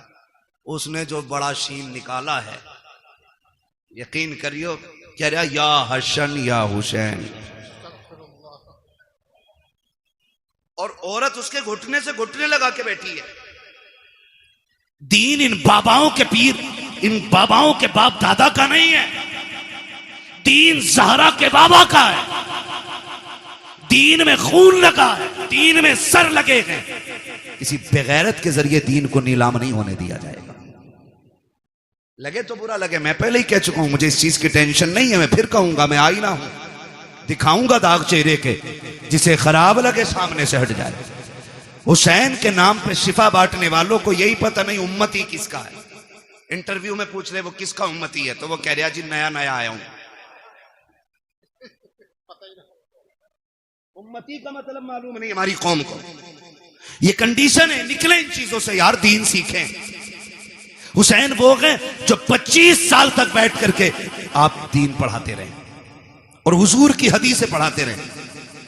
जहां पे 2 रकात पढ़ने के लिए ना आज ऑनलाइन बुकिंग करनी पड़ती है, 15 मिनट मिल जाए बड़ी बात है उसमें, और 15 मिनट बैठने के बाद बंदा हिसाब लगाता, शुक्र है जी आज जन्नती हो गए, हुसैन तेरी अजमतों को सलाम, तू तो वो है जो 25 साल बैठ करके उस जमीन पे हुजूर की हदीसें पढ़ाता रहा है। तो हसन भी बेमिसाल है और हुसैन भी बेमिसाल है। हसन भी नबी का प्यारा और हुसैन भी। करबला में सिर्फ हुसैन की कमाई नहीं लगी है, करबला में हसन की कमाई भी लगी है। कासिम किसके बेटे हैं? किसके बेटे हैं हजरत कासिम? इमाम हसन के। अगर मैं इन दोनों शहजादों की बात करूं ना, तो खुदा की कसम ना अकबर की मिसाल है ना कासिम की मिसाल है। वक्त मुकम्मल होने लगा, बस बताने लगा हूं, अल्लाह आपको सलामत रखे। अकबर और कासिम, अकबर वो हैं जिनकी शक्ल मदीने वाले पैगंबर से मिलती थी। कासिम वो हैं जिनकी सूरत मौलाए कायनात के शहजादे इमाम हसन से मिलती थी। याद रखिए, इमाम हसन से भी मिलती थी और मौला अली से भी मिलती थी। बहुत गौर से, जब ये दोनों शहजादे मदीने में निकलते ना, मदीने में निकलते तो लोग दुकानों से बाहर आ जाते थे। कहा बंद कर दो काम। कहा क्यों? कहा वो आ गया कि जिसके चेहरे में नबी के जलवे नजर आया करते हैं, बंद कर दो। और यहां तक उलमा ने लिखा है, जब मदीने वालों को हुजूर की याद आया करती, इकट्ठे होते इमाम हुसैन की चौखट पे आ जाते, कहते जरा जोड़ी बाहर लाओ ना। कहा क्यों? कहा आज दिल कर रहा है कि अली की जियारत भी करें, साथ नबी की जियारत भी कर ली जाए। तो दोनों शहजादों को, हजरत अकबर हजरत कासिम को बाहर निकाला जाता। लोग इन्हें तकते देखते रह जाते क्योंकि इनके चेहरे में मुस्तफा के जलवे नजर आया करते थे। मैं तो हैरत में पड़ गया, हैरत में पड़ गया। याद रखिएगा, शख्सियतें दोनों अजीम है। तज्जो कर साहब, ड्रोन आ रहा है क्या? ड्रोन का भी बड़ा मसला चल रहा है। ऐसे देख रहे हैं ना बन के, कहीं ड्रोन आ गया। खैरियत है ना? चल लूं अभी 10 मिनट और, ठीक है ना? जरा बोले या हुसैन, जो नहीं थके वही बोले या हुसैन। हाँ, बहुत लोग थक चुके हैं, मुझे अंदाजा हो गया है। हम पलटते नहीं बेजान किताबों के वरक, हम वो पढ़ते हैं जो चेहरों पे लिखा होता है। भैया अनवर, खुदा सलामत रखे आपको और आपकी पूरी टीम को। अगर आप 10 मिनट बैठे रहेंगे ना, पूरे महफिल भी उठ के चली जाएगी। मैं 10 लोगों को करबला सुना लूंगा। तैयार है ना? खुदा सलामत रखे। दोनों शहजादों को आप देखें, अकबर भी बेमिसाल है और कासिम भी बेमिसाल है। और इनकी जुदाई का फर्क आप देखें, असर कितना बड़ा था इनकी जुदाई का। हुसैन के एक बेटे को अकबर कहा जाता है और एक बेटी को सुगरा कहा जाता है। सुगरा वो है जो मदीने रह गई थी, ठीक। अकबर वो हैं जो साथ गए। जब यह तहकीक की जाए कि हुसैन सुगरा को क्यों नहीं लेके गए थे, इसमें चंद वजूहात मिलती हैं। एक तो यह कि आप शादीशुदा थी, आपके शौहर घर नहीं थे, इजाजत नहीं मिली थी, इसलिए बेटी को छोड़ गए थे, एक वजह। दूसरी वजह यह मिलती है कि बीमार थी, सफर की ताकत नहीं थी, इसलिए घर छोड़ गए थे। तीसरी वजह यह मिलती है कि सुगरा वो हैं जिसके चेहरे में खातून जन्नत फातिमा ज़हरा के जलवे नजर आया करते। ये तीसरी वजह है। अब ये वजह कब समझ में आई? सुगरा वो हैं जिनका चेहरा फातिमा से मिलता है, और अकबर वो हैं जिनका चेहरा मुस्तफा से मिलता है। और ये दोनों हम शक्ल अली के घर में यानी हुसैन के घर में। कैसे और क्यों? बाज लिखने वालों ने लिखा कि जिस दिन इमाम हुसैन का निकाह हुआ, आप भी जानते हैं जब कोई बेटा दूल्हा बने, घर में मां ना हो या बाप ना हो, हजार यार हों, एक कलर के कपड़े पहनने वाले सैकड़ों दोस्त हों, और लाखों रुपए का सेहरा सर पे हो और मां ना हो ना, तो बड़े से बड़ा खुश नसीब दूल्हा भी रोने लग जाता है। अल्लाह आपको खुशी के दिन दिखाए, आप बड़े से बड़े कामयाबी के एक बड़े मयार पे फाइज हो जाएं, और मुबारकबाद देने वाला बाप ना हो ना, तो फिर कोई कामयाबी नहीं लगती है। मैंने तो साहिब यहां तक देखा है, ईद के दिन आप भी गौर करना, जब नए कपड़े पहन के 2 रकात पढ़ने के लिए लोग मस्जिद में जाया करते हैं, तो जिनके माँ बाप होते हैं वो 2 रकात पढ़ के घर लौट जाते हैं, और जिनके माँ या बाप नहीं होते वो घर नहीं आया करते, बल्कि 2 रकात पढ़ने के बाद सीधे कब्रिस्तान जाया करते हैं। कभी उनके दर्द का एहसास करके देखो प्यारे, जब 2 रकात पढ़ने के बाद लोग कब्रिस्तान की तरफ जाकर के माँ की कब्र पे सलाम करते हैं, कोई जाके उनसे पूछे माँ बाप क्या हुआ करते हैं। अगर ईद के दिन भी माँ बाप की कमी महसूस होती है, तो दूल्हा बनने के वक्त किसकी कमी महसूस नहीं होती होगी? आप जाकर के देखो, लोग कहते हैं बड़ा हसीन लग रहा है, किसी की नजर न लग जाए। आज कितने नसीबों वाला है, कारी अहमद अली भी तेरे निकाह में है, फला कारी साहब भी है, फला कारी साहब भी है, लेकिन नजरें ढूंढा करती हैं, सब हैं लेकिन बाप का चेहरा नजर नहीं आ रहा है, सब हैं लेकिन दुआएं देने वाली मां नजर नहीं आ रही है, सारे लोग तो हैं लेकिन सर पे हाथ रख करके नजर उतारने वाली बहन नजर नहीं आ रही है। जब ये ख्यालात आया करते हैं तो बड़े से बड़े खुश नसीब रोया करते हैं, मेरा हुसैन दूल्हा बना है, नजरें उठी हैं ऊपर को, सामने मां नजर नहीं आई, हुसैन की बेइख्तियार चीखें निकल जाती हैं, काश मां फातिमा होती, बेटे को दुआएं देती, जब बेकरारी रखी शाम तक रोते रखे, सोचा बाहर निकल जाए ताकि तसल्ली मिल जाए। जब बाहर निकले हैं नाना मुस्तफा की याद सताने लग जाती है, फिर रोने लग जाते हैं, फिर घर आते हैं, आकर के बिस्तर पे लेट गए, रोते रोते आंख लगी, ख्वाब में मेरे आका तशरीफ लाते हैं, फरमाते शहजादे क्या तुम्हें पता नहीं है जब तुम रोया करते हो तो मेरे जिगर पे कितनी तकलीफ होती है? जी नाना मालूम है। का फिर रो क्यों रखे हो? का नाना रो क्यों ना, अगर घर में रहता हूं तो माँ की याद सताती है, बाहर जाता हूं तो आपकी याद सताती है। का फिर वो रास्ता बता दे, वो कौन सा तरीका है जिससे तेरा दुख कम हो जाए? तब मेरे इमाम ने कहा था नाना दुआ कर दे, अगर अल्लाह बेटा दे तो ऐसा दे जिसकी शक्ल आपके चेहरे से मिलती हो, और बेटी दे तो ऐसी हो जिसका चेहरा माँ फातिमा से मिलता हो। नबी ने दुआ दी, खुदा ने करम किया, अकबर ऐसा आया जिसे देखो तो मुस्तफा याद आए, और सुगरा वो है जिसे देखो तो सैयदा फातिमा ज़हरा याद आया। नारा तकबीर, नारा रिसालत, उलमा अहले सुन्नत, जिक्र हुसैन कॉन्फ्रेंस, मसलके आला हजरत अल्लामा मुफ्ती हम्माद साहब किबला। सुभान अल्लाह। मैं नहीं जानता मैं इसका अहल भी हूं कि नहीं, लेकिन इतना जरूर कहूंगा घर की बात घर वाले ज्यादा बेहतर कर सकते हैं, घर की बात घर वाले ज्यादा बेहतर कर सकते हैं। अल्लाह की इज्जत की कसम खा के कहता हूं, जो लोग जिक्र हुसैन पे निकलने वाले आंसुओं पे फतवे लगाते हैं ना, अगर हलाल की औलाद है ना, आके बताए, अगर आंखें उनके जिक्र में भीग जाए, इसे राफजियत कहते हैं, तो कौन सा फतवा मेरे नबी पे लगाओगे जो विलादत के दिन भी जिक्र शहादत सुन के रो दिया था? हम सीना पीटने वाले लोग नहीं, हम कपड़े फाड़ने वाले लोग नहीं। जिक्र हुसैन में आंसू निकल आए, इस पे कौन फतवा लगाएगा? कसम खा के कहते नहीं, मैं माफ कीजिएगा, मैंने अपनी जमात के खतीब को ना, मेरी तकरीर के बाद बंदा बैठा ना, उन्होंने देखा लोगों की आंख में आंसू, बैठती कह रहा कि नहीं नहीं नहीं, ये तो राफजियों का तरीका, हम तो जश्न हुसैन, जश्न शहादत हुसैन मनाते। मैंने कहा इस लफ्ज का जरा मफहूम समझता है? इसका मतलब समझता है मौलवी? हम जश्न इसलिए मनाते हैं कि हमारा हुसैन जिंदा। मैंने कहा क्या हुजूर नहीं जानते थे कि शहादत के बाद भी मेरा हुसैन जिंदा है? बेशक बेशक। ये बैठे जिम्मेदार लोग बैठे, और मेरा इलाका कभी भी आके मेरे गिरबान पकड़ सकते हो, मैं कोई भागने वाला नहीं। खुल के कह रहा हूं, खुल के, करबला के बाद इमाम ज़ैनुल आबिदीन 35 साल जिंदा रहे। 35 साल। जोर से बोलो, याद रहनी चाहिए कि एक बंदे को मेरी बात। कितने साल जिंदा रहे? 35 साल, लेकिन कभी मुस्कुराए नहीं। आपके बेटे ने कहा था, इमाम बाकर रहमतुल्लाह तआला अलैहि ने, बाबा आपको कभी मुस्कुराते नहीं देखा। फरमाया था, बेटे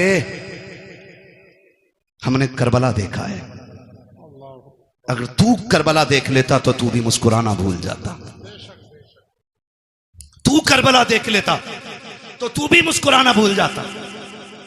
और कभी पानी दिया जाता तो देख के एक घूंट मारते रो देते थे।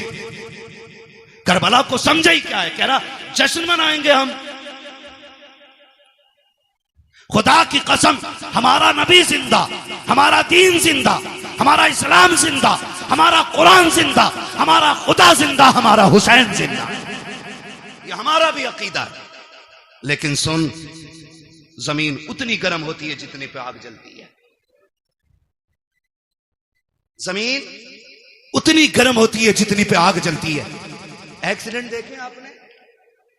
एक्सीडेंट देखे हाथ से रोड पे? बोलो, है ना? आपने देखा होगा कभी लाशें ऐसे चिपक जाती हैं कि खुरचनी पड़ती हैं, कभी चेहरे बिगड़ जाते हैं, है ना जी?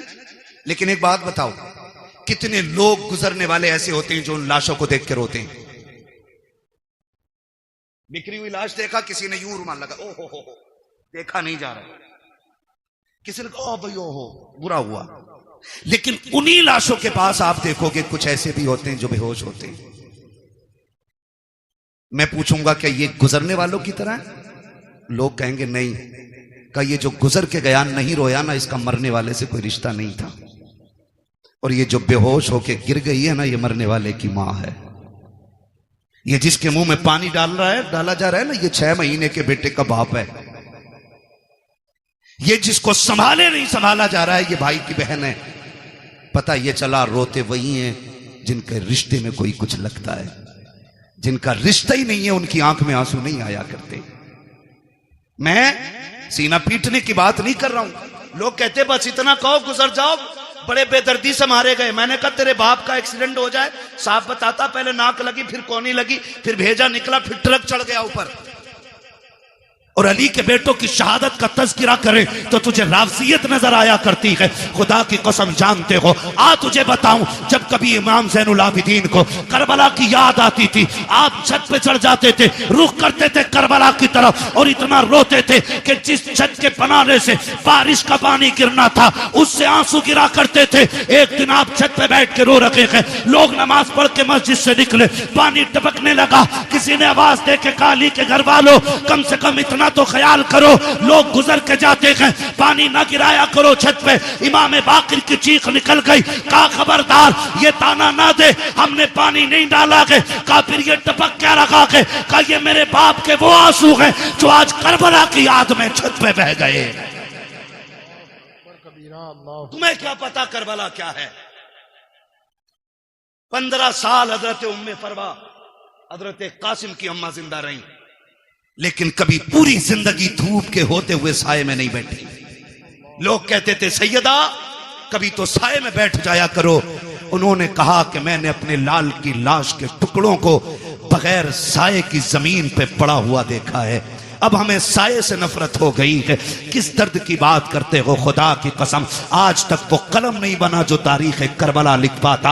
आज तक वो औराक नहीं बने जो दर्द करबला को सवा लेते। आज तक वो मुअर्रिख न बना कि जो दर्द करबला को अपनी जबान दे करके औराक के सीनों में उतार पाता। बस इतना समझ लो कि जबान से हो बयाने इज्जो शान अहले बैत, मदहकाने मुस्तफा के मदहकाने अहले बैत अपना सौदा बेचकर बाजार सोना कर गए। कौन सी बस्ती बसाई ताजिराने अहले बैत, बेइजाजत जिनके घर जिब्रील भी आते नहीं। कद्र वाले जानते हैं कद्र शाने अहले बैत, बेअदब गुस्ताख नजदीक को सुना दे ए हसन, यूं कहा करते हैं सुन्नी दास्ताने अहले बैत। क्या बात है, बहुत अच्छा। भाई करबला करबला है, आखिरी बात बयान करने लगा हूं। खुदा आपको सलामत रखे। 2 बज गए हैं, जीते रहें, सलामत रहें। और जिन्होंने ज़हरा के लालों की महफिल सजाई, अल्लाह उनके लालों की उम्र में बरकत अता फरमा दे। खुदा आपको सलामत रखे। बस एक बात कहने लगा हूं, करबला आपने सुना होगा, मैं कमील बंदा, जितना मेरी समझ में आया मैं उतना बयान कर रहा हूं। मुझसे बड़े बड़े लोग बैठे हुए मिंबर शरीफ पे। करबला इमाम आली मकाम शहीद हुए कौन सी तारीख में? कौन सी तारीख में बेटे? कितनी तारीख में? 10 मुहर्रम में। मैं खड़ा हो गया, इधर को मुंह कर, कैमरे वालों इस बच्चे का मुंह देखो। हमने पहले ही कहा था कि हमने मदरसों में करबला बाद में सीखी है, चूल्हे पे बैठ के मां से पहले सीख ली है। और मैं हजरत खुल के कहता हूं, ये जो सारी बातें हुई है ना अभी, मैं किसी पे तनकीद नहीं कर रहा हूं, मुझे मतलब भी नहीं है, मुझे अपना दीन बयान करना है। जो बहक जाए अल्लाह उसे हिदायत दे दे, और जिसे रब हिदायत दे उसे कौन भटकाने वाला है? ठीक है ना? मैं एक बात बयान करने लगा हूं, अगर सारी किताबें तारीख की उठा के दरिया में डाल दो,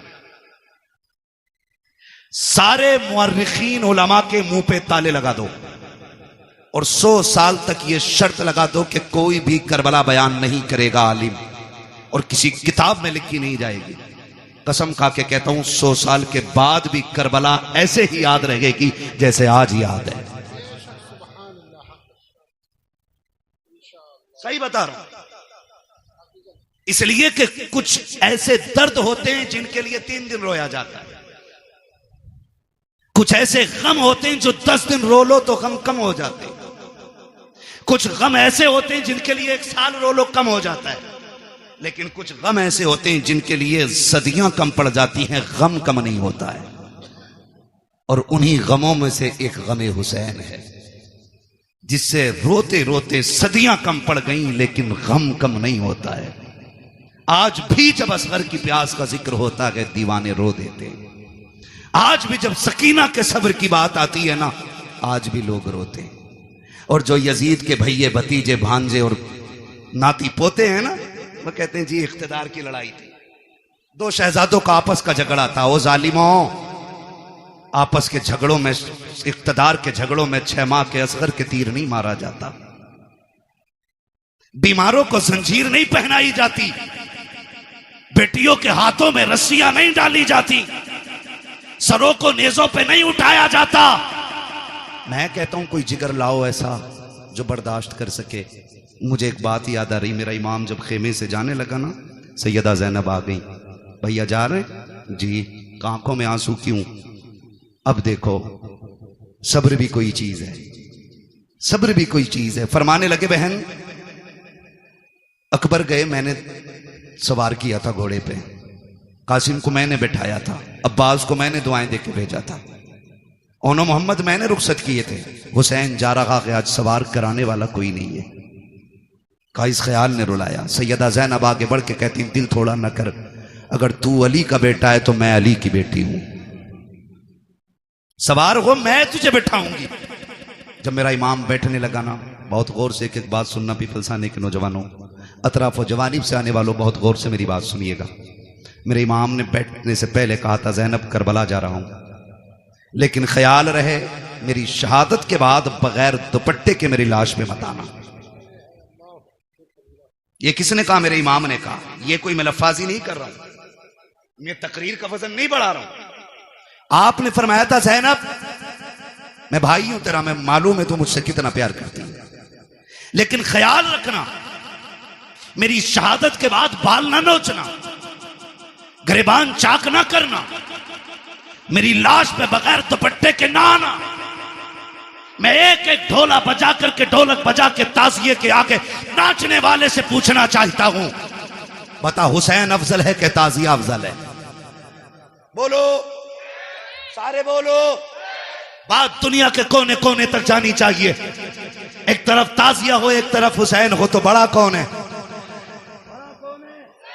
जोर से बोलो, बड़ा कौन है? हुसैन बड़ा है। पर बता, तेरी बेटी बड़ी है या अली की ज़ैनब बड़ी है? तेरा रिश्ता ताजिए से ज्यादा है या जैनब का रिश्ता हुसैन से ज्यादा था? बोलो। जैनब का रिश्ता हुसैन से ज्यादा था ना? थक गए आप लोग? तो मैं खत्म कर लूं बिस्मिल्लाह का? नहीं ना? तो फिर बोले जरा या हुसैन।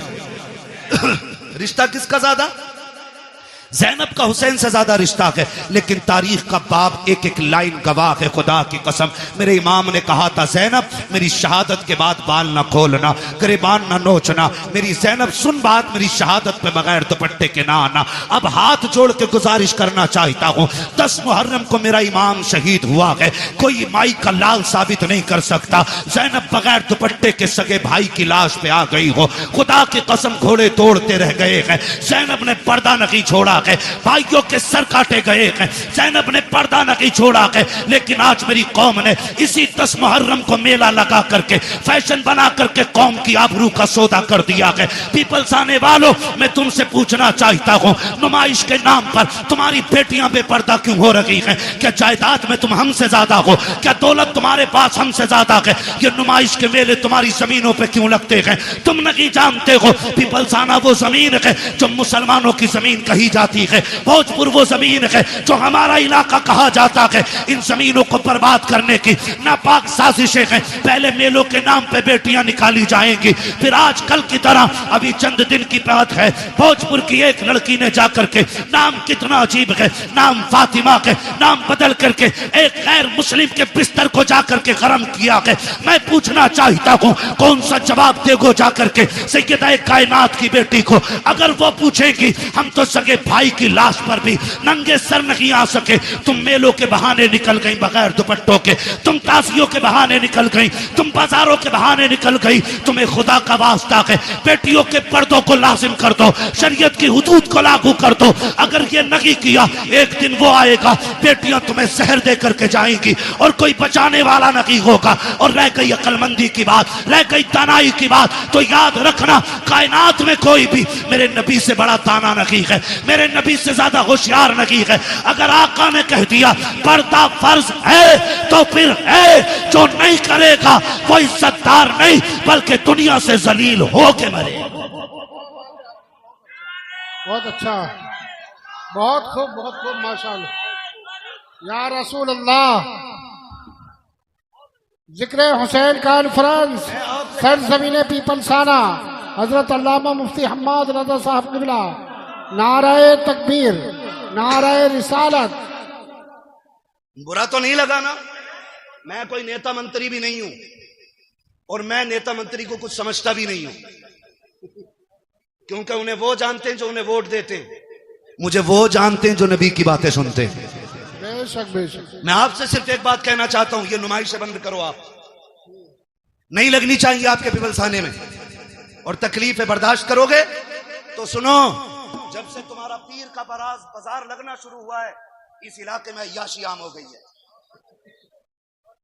बंद करो ये तमाशे। हाँ, आपसे कहना चाहता हूं, खुदा के वास्ते, दुख भी होता है, अपनों के बीच बैठ के ये रोना रोना पड़ रहा है मुझे। तमाशे बंद कर दो ये सारे, और बेटियों से बता दो, जिंदगी बहुत ज्यादा नहीं है, 60, 65, 70, 80, 90, 100, 200, बस। अगर 1000 बरस की उम्र भी हो जाए, फिर भी मौत आनी है। याद रखना, तारीख गैरत वाली माओं को याद रखती है, बेगैरत माओं को कभी याद नहीं रखती। आज की न्यूज है, आज की, 8 महीने के अंदर एक गैर मुस्लिम ने एक मुस्लिम बच्ची से शादी करके उसे मार डाला है। 8 महीने नहीं रखा साथ में। बताइए, अल्लाह, यही हो। डॉक्टर इकबाल का वो शेर न समझोगे तो मिट जाओगे हिंदी मुसलमानों, तुम्हारी दास्तां तक भी ना होगी दास्तानों में। किसी मंत्री, किसी नेता के सिग्नेचर की जरूरत नहीं। अगर निजाम बदलना है तो नौजवानों को बदलना पड़ेगा। खुदा की कसम, ये मत सोचना ये निजाम पहले बरेली बदले तब हम बदलेंगे, नहीं, तुम खुद को बदलो, तुम्हें देख के जमाना खुद बदलना शुरू हो जाए। क्या बात है, बहुत अच्छा। वरना 2 रोजा कॉन्फ्रेंस नहीं, 10 रोजा भी कर लो, कोई इज्जत बचाने वाला नहीं आएगा। मैं आपके इलाके का हूं, आपको जानता हूं, आप मुझे जानते हो, इसलिए ये दुख कह के जा रहा हूं। बाजार के नाम पे तुम्हारे पीर बाजार ने कितनी अय्याशी बढ़ा दी है। रोको इसे, वरना बेटियां महफूज नहीं लगेंगी। हुसैनी हो तो सबील बाद में लगाओ, शरीयत की हदों पे पहरे पहले लगाने शुरू करो। हुसैन बहन से क्या कह रहा, वो बहन जो खातून जन्नत की गोद में पली हो, आम नहीं। कहना रे मौलवी साहब तुम्हें तो यकीन ही ना, तुम्हें तो शक ही रहे सब पे। शक की बुनियाद कसम खा के कहता हूं, ऐसी गोद आज तक किसी बेटी को नहीं मिली जैसी सैयदा ज़ैनब को मिली है। बेशक बेशक। ऐसा नाना किसी का नहीं है जैसा सैयदा ज़ैनब का है। और सैयदा ज़ैनब वो है जो 6 साल की उम्र में कुरान की कारिया बन गई थी, जिसने कई साल कूफे के अंदर हुजूर के दीन का दर्स औरतों को दिया है, उसे ज़ैनब कहा जाता है। और अगली बात कह रहा हूं, बहुत गौर से मेरी बात सुनिए, उसे ज़ैनब कहा जाता है। उससे हुसैन कह रहे हैं मेरी शहादत के बाद चादर न छोड़ना। हुसैन कहते हैं बहन मैं करबला जा रहा हूं, सब्र करना, दोनों की जिम्मेदारियां अलग हैं। ज़ैनब तुझे खैमे में रह के फातिमा का पर्दा बचाना है, मुझे सजदे में सर कटा के हुजूर का दीन बचाना है। और अल्लाह की कसम ज़ैनब ने पर्दा बचा के दिखाया है, हुसैन ने दीन बचा के दिखाया है, दीन बचा के दिखाया। अब रुक के मैं कहना चाहता हूं, एक एक नौजवान से गुजारिश है मेरी, ये तमाशे बंद करने की कोशिश करो। खास करके इस उलमा की जमात से मैं कहूंगा मुअज़्ज़ज़ लोगों को बैठाओ और इन चीजों पर पाबंद, हमारी हदों में ये चीजें नहीं लगनी चाहिए। जाओ नुमाइश उमाइश से लेके कहीं और चले जाओ। अल्लाह का शुक्र है हमें रब ने मुसलमान बनाया है। हम जहां मुर्गे बकरे खा के अल्लाह का शुक्र अदा करते हैं, वहीं पे फाके करके भी हम रब का शुक्र अदा करना जानते हैं। हमें तमाशों की जरूरत नहीं है। माफ कीजिएगा, गाड़ियां भर भर के तुम्हारी नुमाइश में मैंने देखी है। हमारा तो काम ही रातों को निकलने बढ़ने का है, काम ही ऐसा तकरीर करने का। और मैं सोचता था कभी कभी देख के कि या तो ये बेगैरत बापों की औलाद है या बेहया बेशरम भाइयों की बहनें हैं। खुल के कह रहा हूं मैं, अगर अब भी नहीं सुधरे ना तो कोई बचाने वाला नहीं होगा। हुसैन कह रहे हैं ज़ैनब करबला में बगैर दुपट्टे के नहीं आना है, मैं नाना का दीन बचाने जा रहा हूं, तुझे फातिमा का पर्दा बचाना है। और खुदा की कसम बचा के दिखा दिया पर्दा, बचा के दिखा दिया पर्दा, बचा के दिखा दिया। आज लोग कहते नहीं, बात मुंह बंद कर। हुसैन ने सिखा दिया है मसलहत के आगे झुकना नहीं है, हक के लिए खड़े रहना, इसी का नाम हुसैनियत कहलाता है। और करबला मुकम्मल जिंदगी है, इसको खाली एक सर कटाने का मसला ना समझिए। आप मुझसे बात करें तो मैं करबला पे जिंदगी के हर गोशे में बात कर सकता हूं, एक एक गोशे पे जिंदगी। करबला बंदगी सिखाती है, करबला अखलाक सिखाती है, करबला तरीके सिखाती है, करबला जिंदगी गुजारने का सलीका सिखाती है। करबला ने बंदगी सिखाई है, करबला ने हुकूकुल इबाद सिखाया, करबला ने हुकूकुल्लाह सिखाया, करबला ने हुब्बे रसूलुल्लाह सिखाया। क्या क्या सिखाया है करबला ने। एक एक बात जो मैंने बोली है इस पे 2-2 घंटे चाहिए बात करने के लिए। बस आपसे इतना कहना चाहता हूं, सुने करबला क्या है। बस आखिरी अल्फाज में मेरा हुसैन कहता मैं करबला जा रहा हूं, तुझे खैमे में रह के दीन बचाना है, मुझे करबला जाके हुजूर की उम्मत बचानी है। ठीक है ना। हुसैन मैदान करबला में आए, शहीद हो गए। क्या हुआ? शहीद हो गए, सजदे में सर दे दिया, शहीद हो गए। शाम का वक्त हुआ, इधर देखें असर का वक्त हुआ, यजीदियों ने लाशों पे घोड़े दौड़ाए। सैयदा ज़ैनब ने आवाज देके कहा था सुनो, आंसू बंद करो, असर का वक्त कम है, जल्दी करो, सजदे कर लो, कहीं असर की नमाज कज़ा ना हो जाए। जब लाशों पे घोड़े दौड़ रहे थे तो अली की बेटी नमाज का ऐलान कर रही थी। मगरिब के वक्त जब खेमों को आग लगाई जा रही थी, जब खेमे लूटे जा रहे थे, तब सैयदा ज़ैनब मगरिब की नमाज अदा कर रही थी। और जब खेमों को आग लग रही थी उस वक्त अहले बैत अतार ने ईशा की नमाज अदा की है। तारीख का बाप देखो तो शहीद कितना दर्दनाक बाप है, जरा तारीख पढ़ के तो देखो, खुदा की कसम आप देखो 72 लाशें करबला के मैदान में पड़ी हैं। सैयदा ज़ैनब तेरे हौसले तेरे जुर्रत को सलाम हो। आज अगर किसी एक घर से एक लाश उठ जाती है, एक जनाजा उठ जाता है, पूरा खानदान लग जाया करता है। तसल्ली दो, माँ ने सुबह से कुछ नहीं खाया है, जब से बेटे की मौत की खबर आई है इसके हलक से पानी तक नहीं उतरा है। ज़ैनब तेरे हौसले को सलाम है, तेरे आगे एक नहीं है, 2 नहीं है, तेरे बेटों के साथ भाइयों के लुटे हुए लाशें पड़े हैं, भतीजों की उधड़ी हुई लाशें हैं जिन पे घोड़े दौड़ गए हैं। आज ज़ैनब ऐसी बेसरो सामानी का आलम है, आज ज़ैनब को कोई तसल्ली देने वाला भी नहीं है, आज कोई कंधे पे हाथ रख के कहने वाला भी नहीं ज़ैनब सब्र करना चला गया। खुदा का था, खुदा ने ले लिया। खुदा की कसम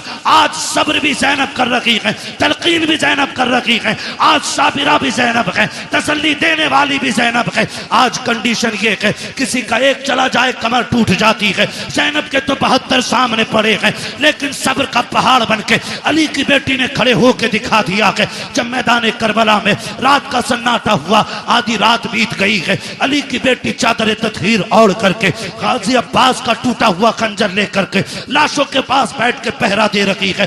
दूर से एक साया नजर आया है, जैसे साये को आते देखा है, सैयदा ज़ैनब ने एक गरजदार आवाज में कहा था, खबरदार अगर इरादा गलत है तो वही रुक जाना, बहुत कर चुके हो जुल्म, अगर एक कदम भी आगे बढ़ाया अली की बेटी टुकड़ों में करके रख देगी। ये मत समझना हम बुज़दिल हैं, अब हद हो गई है, अब और सितम बर्दाश्त नहीं किया जाएगा।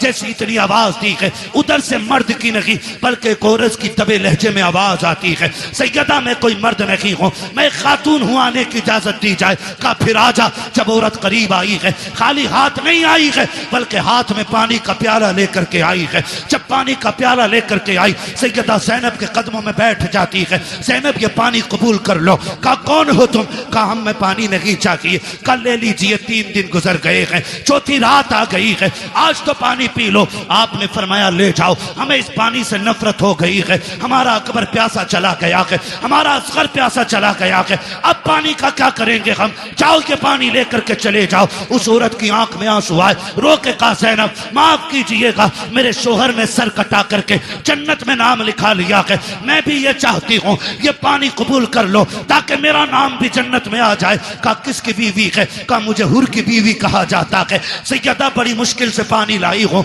ले लीजिए पानी। हजरत ज़ैनब ने इनकार किया। जानते हो जब सैयद नाराज हो जाए, एक उसूल याद रखिएगा, उसको खातून जन्नत का वास्ता दे दो, हर किसी की टाल सकता है, फातिमा ज़हरा के वसीले को सैयद नहीं टाल सकता।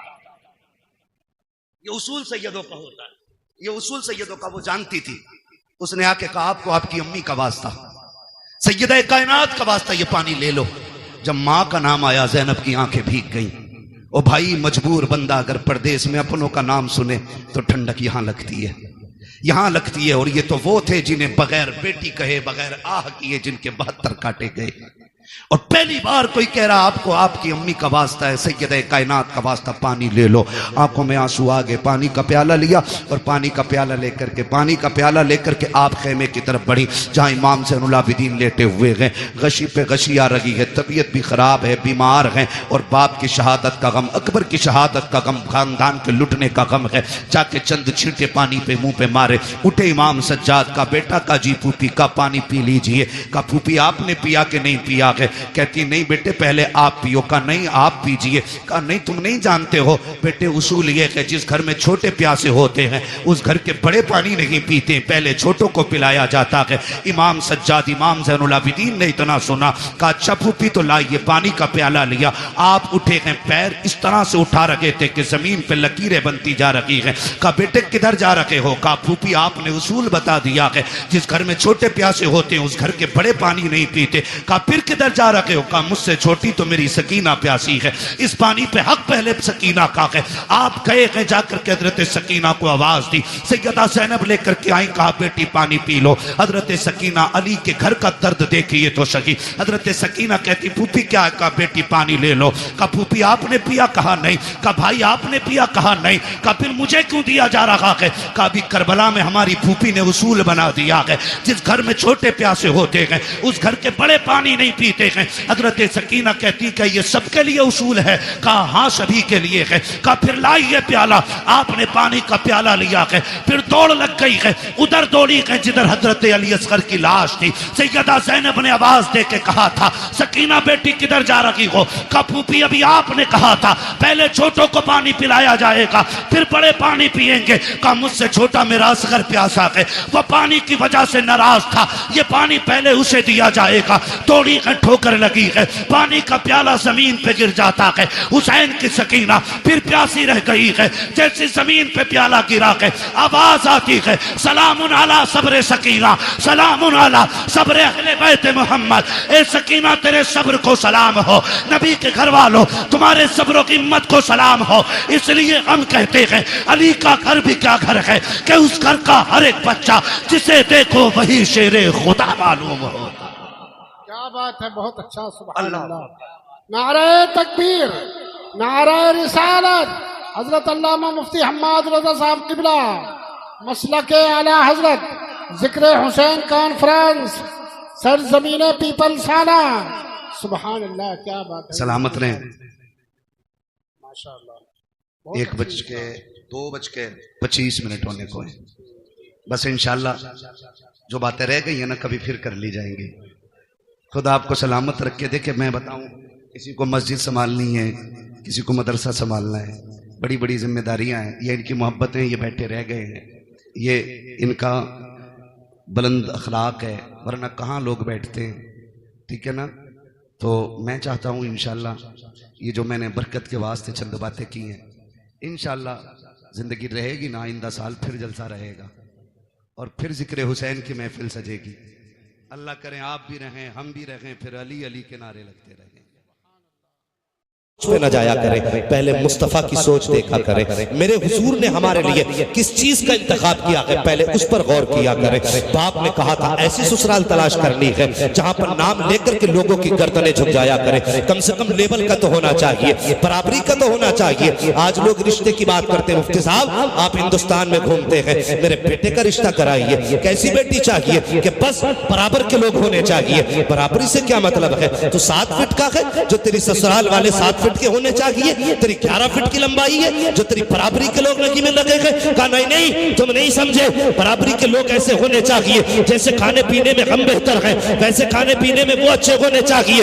जैसे अमीरी में हमारा तस्करा है, ऐसे अमीरी में उसका तस्करा होना चाहिए। मैंने कहा नादान, तूने बराबरी यहाँ तलाश की है, क्या कि अच्छा होता कि तू कह देता मौलवी बेटी ऐसी चाहिए कि जब चले तो उसके हुस्न में किसी हीरोइन की अदा नजर ना आए, जब वो बोले तो उसके लहजे में कनीज़ फातिमा के जलवे नजर आने चाहिए, जब वो चले तो अदाए मुस्तफा नजर आनी चाहिए। खुदा की कसम, अगर ये पसंद बनाई होती तो घरों में झगड़े नहीं होते, आफतें नहीं आती, दरवाजा तेरा होता, कदम तेरी बीवी का होता, रहमत खुदाए वहदहू ला शरीक की उतरना शुरू हो जाए। है नारे तकबीर, नारे रिसालत, नारे गौसियत, मसलके आला हजरत अल्लामा मुफ्ती हम्माद रजा साहिब किबला। नारे तकबीर, नारे रिसालत।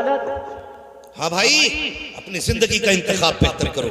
सबसे बड़ी गलती हम ये करते हैं, मगर सोचो तो सही, हमने दौलत को देखा, शोहरत को देखा। रिश्ता करने के टाइम बड़ी अजीब चीज देखी जाती है। लड़की से पहले उसका मकान देखा जाता है। पहले देखा जाता है इसके मकान में ईंट कितनी लगी है, इसके मकान में सामान कितना लगा है, देखो तो सही मोहल्ले में कितनी ऊंचाई का मकान बना है। पहले हम बिल्डिंगें देखते हैं। और खुदा की कसम, ये नजरिए बदल दो, अपने नजरिए बदल दो। घरों में सुकून चाहते हो तो सबसे पहले ये देखा करो जिस बच्ची को घर में ला रहे हैं वो कनीज़े फातिमा है कि नहीं, उसे कुरान आता है कि नहीं, उसे दीन आता है कि नहीं। मैंने कई जगह देखा का मौलाना बच्ची को MA करा रहा हूँ, BA करा रहा हूँ, इसलिए का लोग पूछते हैं क्या पढ़ा है, कितना पास की है, कितनी डिग्रियां इसके पास हैं। मैंने कहा जरा ठंडे दिमाग से सोच। खुदा की कसम, आज पूरी दुनिया के अंदर मैं चैलेंज करने जा रहा हूँ। तुमने अखबारात पढ़े होंगे, न्यूज देखी होगी, हेडलाइन से देखी होंगी, हमारी मुस्लिम बेटियां गैर मुस्लिमों के साथ जा रही हैं। मुझे एक बेटी ऐसी बता दो जो मदरसे के पढ़ने वाली हो और किसी गैर मुस्लिम के साथ गई हो,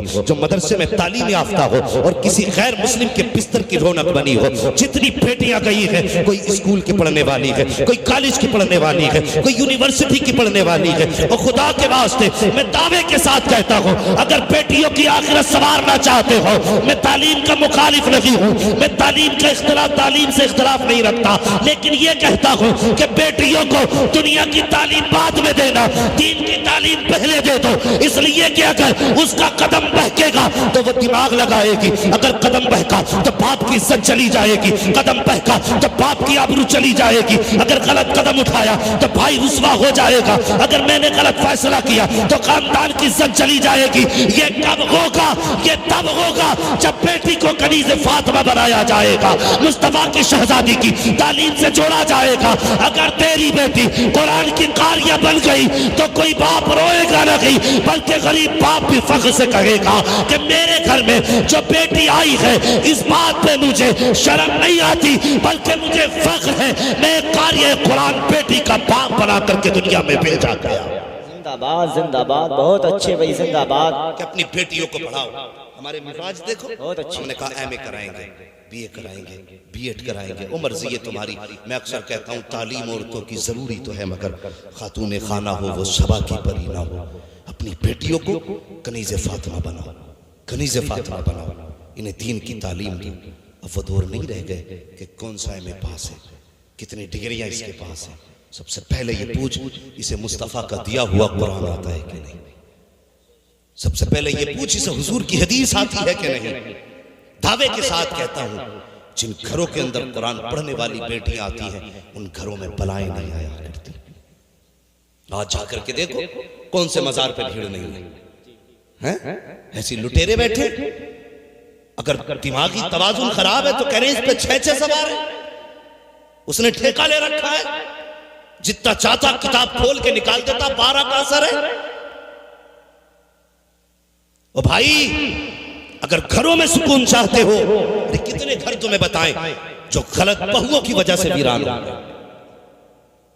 हाँ, बुरा मत मानना अगर कोई इस मर्ज का शिकार हो तो। इल्ला माशाअल्लाह किसी एक पे असर हो गया, ये कि 100 की 100 बीमार है तो 100 की 100 पे असर है। घर के घर तबाह हो गए।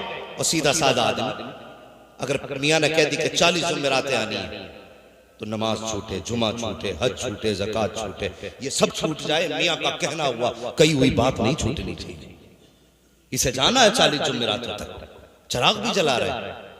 हाँ, 40 जुमेरातें यहाँ गुजारनी है। वो अल्लाह के बंदे में दावे के साथ कहता हूँ, तुझे मियाँ ने कहा था ना 40 जुमेरातें यहाँ गुजारनी है, और तेरे घर में कितनी भी बड़ी बला थी ना, तो 40 दिन अल्लाह के घर मस्जिद में गुजार देता। सिर्फ मस्जिद में 40 दिन गुजार दे, खुदा की कसम मियाँ का दिया हुआ तावीज़ उतना सुकून नहीं दे सकता जितना सुकून अल्लाह के घर में 40 दिन तेरी नमाजें पढ़ना तुझे दे सकती है। किस जगह पे चले हैं हम, कहाँ जा रहे हैं हम? दीन से दूर हो गए, बहुत दूर है तालीम से हम। अजी चलो तुम ही बना लेना मुल्ला। और कुछ तो ये कह देते हैं कि साहब इन्हें क्या करेंगे पढ़ा के, बेटी तो पराया धन है, बेटी पराया धन। मुझे एक बात बताइए, जब ये तुम्हारे घर में पैदा हुई तुमने कहा पराया धन है, जब ससुराल गई तो उन्होंने कहा ये पराए घर की है। मुझे ये फैसला करके बताओ इस बेटी का अपना घर कौन सा है? ये भी तो दुनिया में इंसान बन के आई है, इसका भी तो अपना हक था।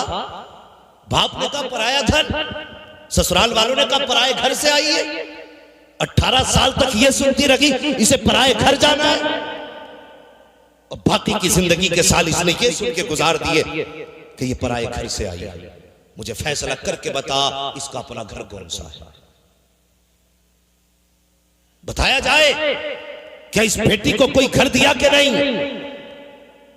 हमने ये सोच करके बेटियों को नहीं पढ़ाया, क्या करेंगे पैसा खर्च करके, ये हमारे किस काम आएंगे, ये सोच करके बेटियों को तालीम नहीं दी। और तुमने 10-10 लाख बेटों की तालीम पे लगाए, क्या सोच करके कि ये बुढ़ापे का सहारा बनेगा, बुढ़ापे में हमारे काम आएगा, इसलिए 10 लाख लगाए हैं। इसलिए तुमने 10 लाख उसको डिग्री कराने में लगाए, बेटी को 1 लाख रुपए लगा करके पढ़ा ना सके, ये सोच करके ये पढ़ेगी तो पराए घर चली जाएगी, हमारे किस काम की है। अगर तेरी समझ में ये बात नहीं आई हो तो सुन, आज मैं बताना चाहता हूँ, अगर बेटा तेरा बुढ़ापे का सहारा होता है तो सुन, बेटियां आखिरत का सहारा हुआ करती है। मेरे हुजूर ने फरमाया तेरी बेटियां तेरे और जहन्नम के दरमियान एक दीवार बन जाएगी। अगर तू जहन्नम में जाएगा तो बेटियां हाथ पकड़ के तुझे जन्नत के दरवाजे तक लेके चली जाएगी। वाह जिंदाबाद, नारे तकबीर, नारे रिसालत, नारे गौसियत, मसलके आला हजरत, फैजाने आला हजरत अल्लामा मुफ्ती हम्माद रजा साहिब किबला, नारे तकबीर, नारे रिसालत। बहुत अच्छे, हमने जिंदाबाद। इतना जुल्म किया बेटियों के साथ, आज रो रही हैं बेटियां, रो रही हैं आज बेटियां। बाप भी जाहिल था, माँ भी जाहिल थी, इल्म की कदर दोनों ने नहीं जानी। अगर तुम चाहते हो ना आने वाली नस्लें बेहतर हो, तो खुदा की कसम उन बच्चों को गोदें अच्छी दे दो। अगर गोदें अच्छी होंगी तो नस्लें भी अच्छी होंगी। हाँ, जिस तरह अच्छी फसल के लिए अच्छी जमीन जरूरी होती है, उसी तरह अच्छी नस्ल के लिए अच्छी माँ जरूरी होती है। ये याद रखना, अच्छी नस्ल के लिए अच्छी माँ जरूरी है। अगर तुम्हारी बेटी ने सिर्फ 2 साल भी मदरसे में गुजारे होते ना, और बच्चा रोता ना, तो वो मोबाइल बजा के गाना बजा के कान पे न रखती, कम से कम इतना तो करती कि गाने की जगह मुस्तफा की नात लगा देती।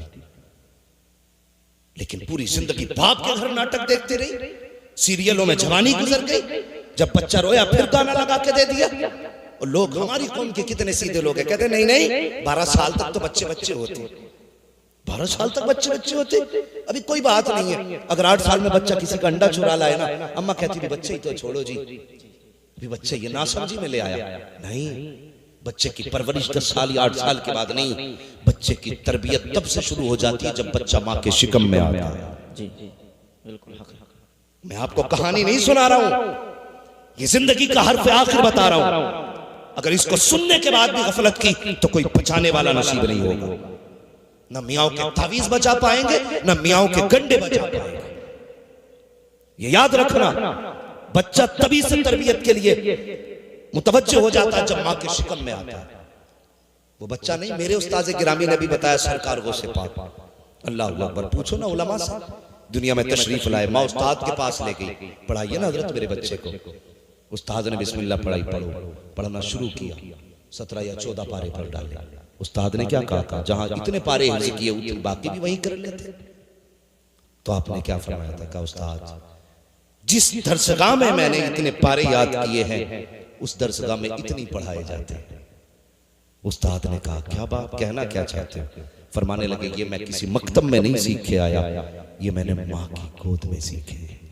वाह, जिंदाबाद, बहुत अच्छे। माँ की गोद में सीखे, ऐसी कितनी बातें तुम्हें बताऊंगा, माँ की गोद में सीखे। इसलिए मैं कहता हूं, अगर नस्ल अच्छी चाहते हो तो गोदे अच्छी दो। हाँ, अगर बेटी कुत्ता बिल्ला पढ़ के आएगी तो तेरे बेटे को कुत्ता बिल्ला पढ़ाएगी। अगर माँ कुरान वाली होगी तो बेटे भी कुरान वाले होंगे। माँ हदीस वाली होगी तो बेटे भी हदीस वाले होंगे। माँ अगर दीन वाली होगी तो बेटे भी दीन वाले होंगे। अल्लाह अकबर। खुदा के वास्ते बेटियों के साथ नाइंसाफी ना करो। बाप भी जाहिल था, कहता रहा पराया धन है। माँ भी जाहिल थी, कहने लगी परदेश जाना है। ससुराल पहुंची है तो वहां भी सारे जाहिल मिले। ससुर भी जाहिल है, सास भी जाहिल है। उसे क्या अच्छा लगता है? उसे अच्छा लगता है मुझे उठ के चाय पिलाए, टाइम से खाना दे, मेरे कपड़े वक्त पे धो के दे। बुढ़िया कहती मुझे अम्मा अम्मा कह के पुकारे। अगर नमाज में बहू लग जाए तो जाहिल सास ससुर होते हैं तो कहते मुसल्ले पे पड़ी रहती है, बाकी का काम कौन करेगा? खुदा के वास्ते अगर इनमें इल्म होता तो तेरी बेटी को पराया धन नहीं कहा जाता। अगर इनके पास इल्म होता तो पराए घर की ना कहा जाता। मैके में होती तो घर वाले कहते ये हमारी है, ससुराल जाती तो कहते ये हमारी है। बेटी आज बेघर है, अगर इल्म होता तो उसे खुदा दो घर अता फरमा देता। सुभान अल्लाह, जिंदाबाद। बहुत इसलिए जरूरी है कि बेटियों को तालीम दो, तालीम दो। हजरत मुफ्ती साहब किबला के इलाके में, मेरे उस्ताद गिरामी के इलाके में आप चले जाइए, घोसी बस्ती इधर साइड में आप चले जाइए, इतना अच्छा माहौल है। वहां बेटियों को जायदाद में हिस्सा दिया जाता है। लेकिन जानते हो इलाका कैसा है? वो उस घर में हर घर के अंदर आलिमाएं मौजूद है। अगर किसी को खुदा ने 7 बेटियां दी है ना तो सातों की सातों आलिम। 5 भाई है तो पांचों के पांचों आलिम है। इतना अच्छा माहौल, जब उस इलाके में जाओ ना ऐसा लगता है जैसे मुस्तफा के मदीने की बहारें नजर आ गई है। ये इल्म की बरकतें हैं। लेकिन यहाँ तो इल्म से मतलब ही नहीं है। ना बेटे को पढ़ाया ना बेटी को पढ़ाया। कुत्ता बिल्ली पढ़ाया तो वो बाप की जायदाद को माले गसब समझ के ना उस पर बैठ जाता है। हाँ, ये अब्बा का माल है तो फिर मेरा। ओ भाई, शरीयत ने बेटियों का भी हक रखा है। तुमसे गुजारिश करूंगा, पूछो मुफ्ती साहब क़िबला से, पूरे इलाके को फतवे हजरत अता फरमाते हैं अपने कलम से। पूछो हजरत से, अगर बेटों का दुगना है ना तो एक हिस्सा बेटी का भी है। देते हैं हम लोग? नहीं। कयामत के दिन पकड़ होगी एक एक की, चाहे कितना बड़ा हाजी नमाजी क्यों ना हो। अगर बेटी का हक खा के गया है ना, उस वक्त तक बख्शा नहीं जाएगा जब तक बेटी का हिसाब नहीं ले लिया जाएगा। देते हैं हम लोग? बिल्कुल नहीं, बस इंतजार करते हैं। अब्बा कहता ना इसे संभाल बेटे, नाराज ना हुआ कर बहन पे, 18 साल की मेहमान है, फिर चली जाएगी तो ये लौट के नहीं आएगी। और खुदा के वास्ते बाप हया कर, जब तू बेटों को जायदाद बांटा करे ना, तो जहां बेटों को तूने 2 कमरे दिए हैं, 1 कमरा बेटी को भी दे दिया कर, इसलिए कि जब ये ससुराल से वापस आया करे तो इसे तेरा मेरा मुंह देखना ना पड़ा करे। इसका जब तूने 1 कमरा घर में दिया होगा तो जब आएगी ना तो फख्र से सर उठा के आएगी कि तुम्हारी जायदाद में नहीं आ रही हो, मैं अपने उस मकान में आ रही हूँ जो मेरा बाप मुझे दे करके गया है, जो मेरे बाप ने मेरा हिस्सा मुकर्रर किया है, मैं अपनी जायदाद में आ रही हूँ। कभी बेटियों के साथ ना इंसाफी ना किया करो, इन्हें कमजोर ना जाना करो, बेटियों के साथ उनका हक ना खाया करो। अल्लाह तौफीक दे तो बेटियों का हक अदा किया करो। बेटियां पैदा हो तो चेहरे उतर जाते हैं, कहते नहीं बेटा होगा तो इसे डॉक्टर बनाऊंगा, बेटी पैदा हुई तो काम काज में लगा दिया। कितने तुमने मीठा जहर बेटियों को दिया, उसको पूरा जिंदगी तुम उससे घर की सफाई कराते रहे, उससे बिस्तर उठवाते रहे, बिछवाते रहे,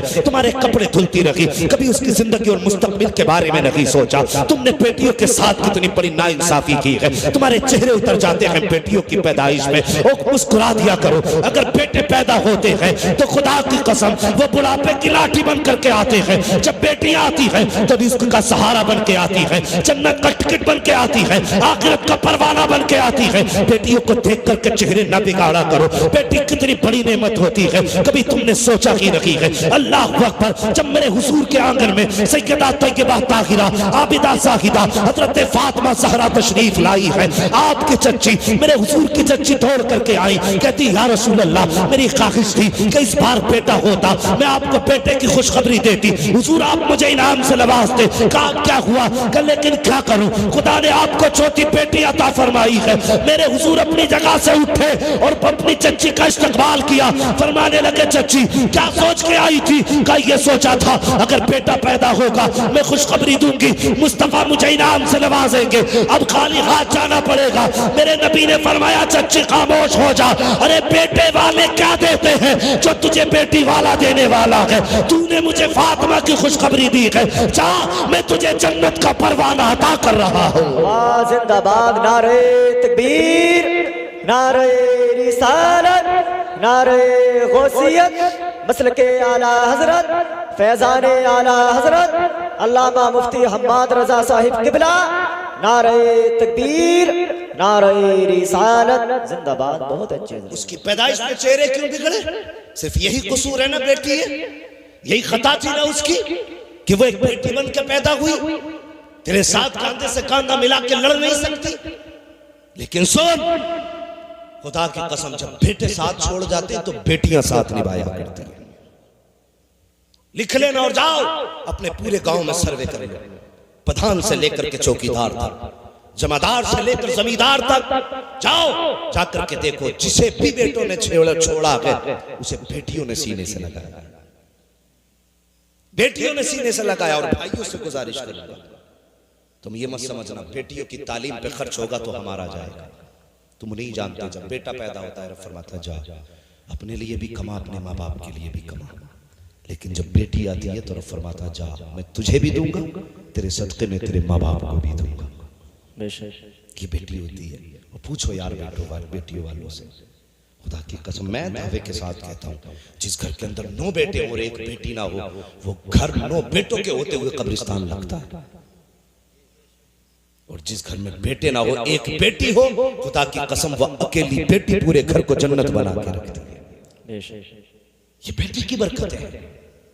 और सुनो, दावे के साथ कहता हूँ, कितनी भी थक के आओ, मजदूर तबके के लोग होंगे, मेहनत कश लोग होंगे, कितना भी थक के आओ, शाम को अगर बेटी सीने पे लेट जाए ना, उसके ठोकरों के सदके में अल्लाह बदन की थकन उतार दिया करता है। लेकिन हमने बेटियों के साथ ना इंसाफी पैदाइश से की है। बेटी पैदा हुई ना तो दादा का मुंह बिगड़ गया, फोन करके कहते हैं, सुन रहे तेरे घर में बेटी आई है, क्या हुआ, तुझ पे पहाड़ गिर गए? कि ख्वाहिश थी पोता है, वाह मांग पोते सजदों में यही जूते मारेंगे। मैं जानता हूं बेटों से नस्ल चलती है, लेकिन जानते हो बेटियां घर का वकार होती हैं, बाहर होती हैं बेटियां घर की। ससुर जो दादा है ना, उसके कलेजा फट गया, आज बेटी पैदा हुई है बेटे के घर में, मर गया तो कि नहीं मेरा बेटा पहले से गरीब था, फिर बेटी आ गई, अब जिंदगी में कहां से कमाएगा। नादान सुन, अगर गरीब था और बेटी आ गई है ना, तो समझ ले अल्लाह ने तेरे घर में रिस्क के दरवाजे खोल डाले।